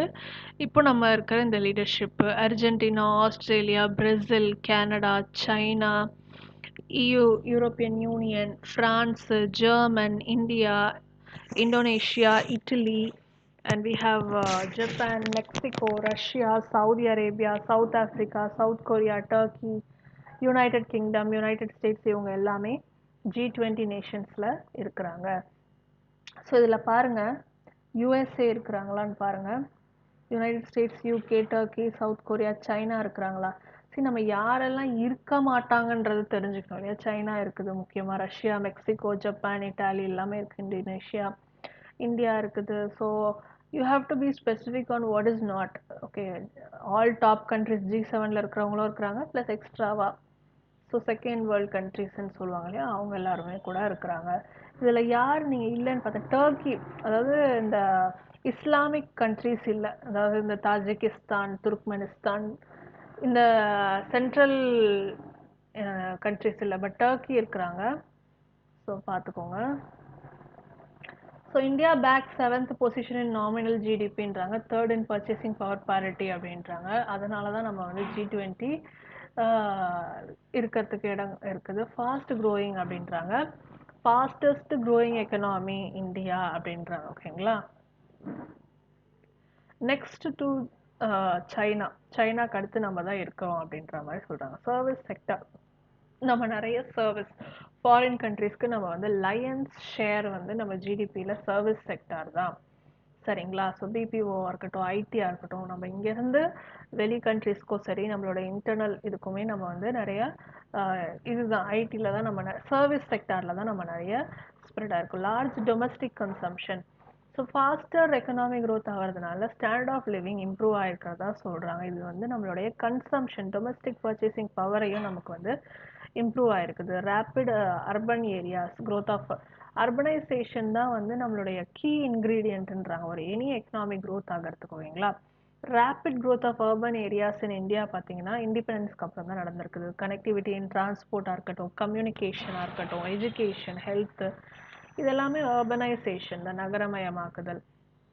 Stable macro economy. ஓகேங்களா? நம்மளோட எக்கனாமிக் சர்வேல என்ன சொல்கிறாங்கன்னா haven of micro economic stability, resilience and optimism. So வந்து நம்ம வந்து 2014-15 8% plus GDP growth rate has been predicted அப்படின்றாங்க. ஸோ ஒரு நல்ல ஒரு macro economic growth. Demographic dividend அப்படின்னா என்ன? டெமோக்ராஃபிக்னா பாப்புலேஷன், நம்மளுடைய ஹியூமன் கேபிட்டல் வந்து யங் யூத், இந்த ஃபேஸ் ரொம்பவே முக்கியமானது. ஏன்னா நிறைய யூத் பாப்புலேஷன் இருக்கிறதுனால we can contribute more to the economy இல்லையா? ஸோ நிறைய கான்ட்ரிபியூட் பண்ணுறது மூலயமா இந்த population age ஆகிறதுக்குள்ளே we have to use it wisely. So அப்போ இந்த பீரியடில் தான் நிறைய எஜுகேஷனுக்காக இருக்கட்டும், டெக்னிக்கல் ஸ்கில் டெவலப்மெண்ட், இந்த மாதிரி விஷயங்களுக்கெல்லாம் கவர்மெண்ட் ஸ்பெண்ட் பண்ணால் அதிகமாக இருக்கிறதுக்கு காரணம் இதுதான். ஸோ நம்மளுடைய வீக்னஸ் என்ன அப்படின்னு கேட்டிங்கன்னா லார்ஜ் பாப்புலேஷன். ஓகேங்களா? ஸோ எவ்ரி 5ல் ஒருத்தர் வந்து இந்தியன்ஸ் அப்படின்றாங்க. இது இதில் கொடுக்கல. 1.7 per 1000. ஓகேங்களா? Growth rate. ஓகே, ஸோ நம்ம தான் செகண்டில் இருக்கோம் அண்ட் சூன் நம்ம வந்து சைனாவை க்ராஸ் பண்ண போகிறோம். Inequality and poverty, income and asset owned by top 10% Indians வந்து go on increasing.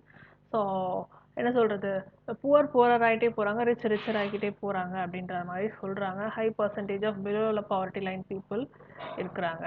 Increasing prices of essential goods, essential groups அதாவது ஜிடிபி கான்ஸ்டண்ட்டாக க்ரோ ஆகுது.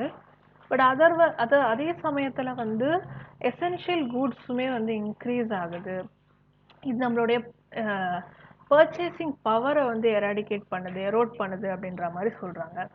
Week infrastructure, scarcity of transport power, என்னதான் இப்போ நம்ம வந்து நல்லா ஒரு எஃபோர்ட் போட்டிருந்தாலும் ஸ்டில் அது வந்து அப்படிதான் இருக்குது. இன்அடிக்குவேட் எம்ப்ளாய்மெண்ட் ஜென்ரேஷன், அவுடேட்டட் டெக்னாலஜி, இதெல்லாம் தான் சொல்கிறாங்க.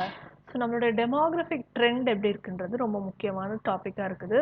ஸோ ஸ்கிப் பண்ணாமல் பாருங்கள், ரொம்ப ரொம்ப முக்கியமான ஒரு டாபிக் இது.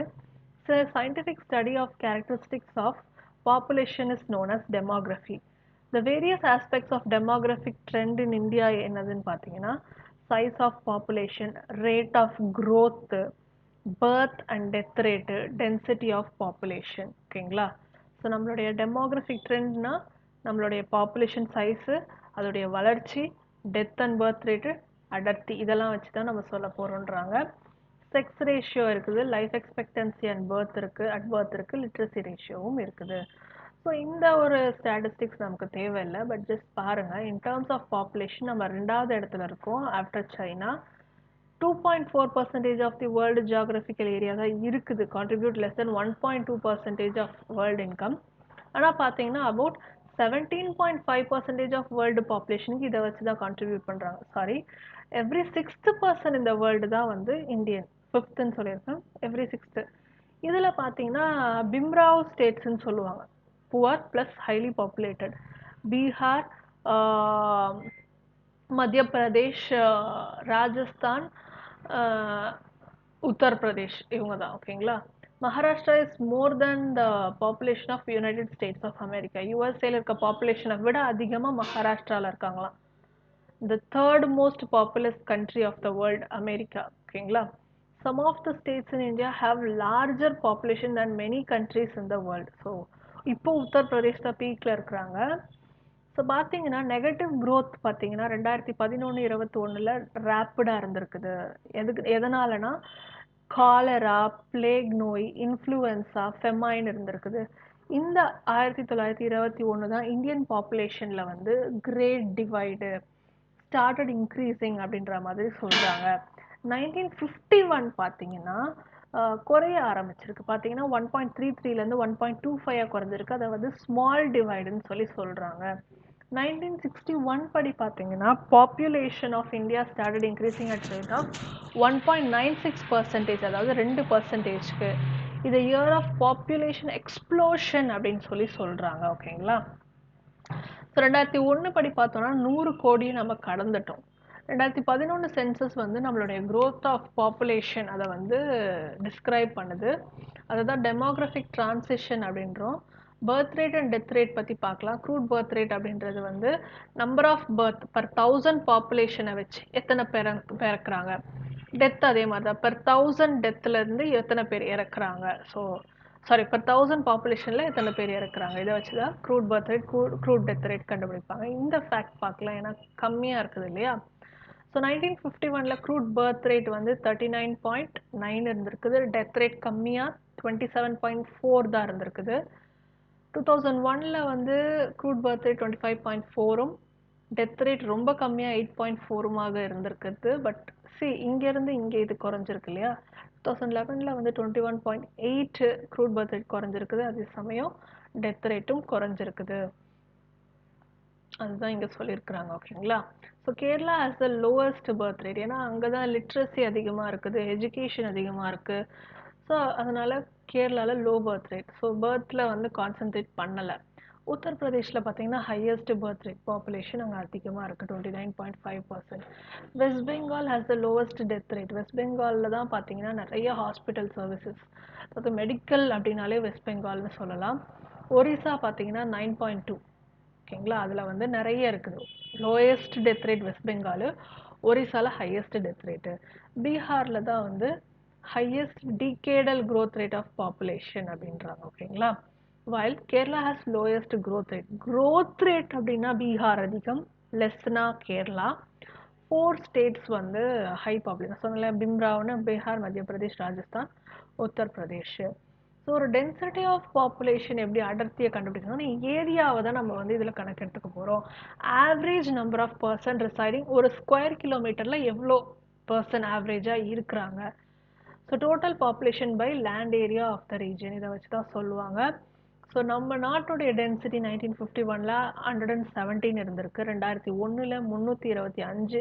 அது number of persons per square கிலோமீட்டரில். 2011 எவ்வளோ ஆச்சு? 382 number of persons per square kilometre. ஓகேங்களா? ஸோ இதுதான் சொல்ல வராங்க.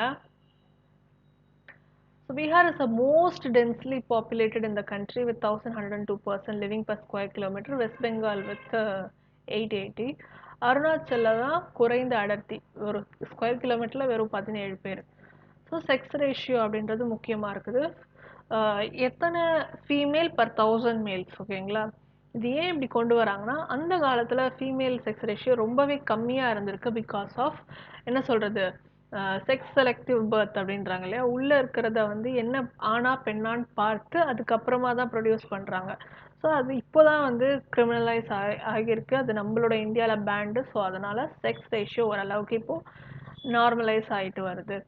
1951 பார்த்தீங்கன்னா 1000 ஆண்களுக்கு 946 ஃபீமேல் தான் இருந்திருக்காங்க. 2001 வந்து 933, அது இன்னும் கம்மியாக இருந்திருக்குது. 2011 பார்த்தீங்கன்னா 940 இருந்திருக்குது. ஐ டோன்ட் நோ இது ஏன் டவுனில் இருக்குதுன்ட்டு. ஜஸ்ட் மெமரைஸ் பண்ணுங்கள். நான் சொன்ன reasons maybe the sex selective birth அதனால கூட இருக்கலாம் இல்லையா. ஸோ கேரளாவில் பார்த்தீங்கன்னா ஹையஸ்ட் இது இருக்குது. ஓகேங்களா? த அடல்ட் செக்ஸ் ரேஷியோ 1084, அதாவது அதிக ஃபீமேல்ஸ் இருக்காங்க. ரீசெண்டாக பார்த்தீங்க அப்படின்னா ஹரியானா ஹேஸ் த லோவஸ்ட் 877. இதெல்லாம் இப்போது, அதாவது 2011 இருக்க ஃபேக்ட் படி. While Kerala provide better status to women as compared to other states with 1084 females per 1000. So Kerala எல்லாத்துலேயுமே டெவலப் ஆயிருக்காங்க. Life expectancy at birth, expectation of life at birth. So பிறக்கும் போது எத்தனை குழந்தைகள் இறக்குது, எத்தனை குழந்தைகள் பிறக்குது அப்படின்ற மாதிரி. It is lower than death rate அப்படின்றாங்க. Is high. ஏர்லி டெத் வந்து ஹையாக இருந்திருக்குது அப்படின்ற மாதிரி சொல்கிறாங்க. ஸோ பார்க்கலாம். 1951 வந்து மேல் 32.5, ஃபீமேல் 31.7, ஓவரால் 32. 1991 பார்த்தீங்கன்னா 58.6, 59.0 ஃபீமேலுக்கும், ஓவரால் 58.7. 2001 பார்த்தீங்கன்னா மேல் 61.6, ஃபீமேல் 63.3, ஓவரால் 62.5%.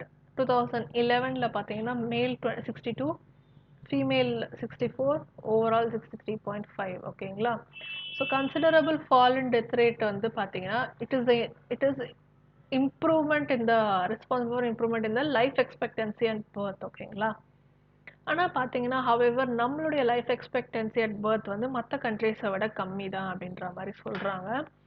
லிட்ரஸி ரேஷியோ பற்றி பார்க்கணும் அப்படின்னா 1/4 of the males and 1/12 of the female தான் வந்து லிட்ரேட்டாக இருக்கிறாங்க. Average only 1/6 of the people of country. On the whole ஆவரேஜில் பார்த்தீங்கன்னா 1/6 ஆஃப் த பீப்புள் மட்டும்தான் படித்தவர்களாக இருக்காங்க. 2011 படி பார்த்தோம் அப்படின்னா 82% of males and 65% of females were literates, giving an overall literacy rate of 74.04.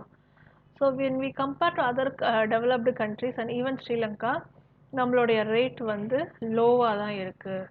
So பார்த்தீங்கன்னா 1951 லிட்ரேட்ஸ் பர்சன்ஸ் வந்து இதுதான். 27 வந்து மேலு, 8.9 ஃபீமேல், 75.3 வந்து மேலு, 53 ஃபீமேல். 2011 82.1 மேலு, 65.5 ஃபீமேலு.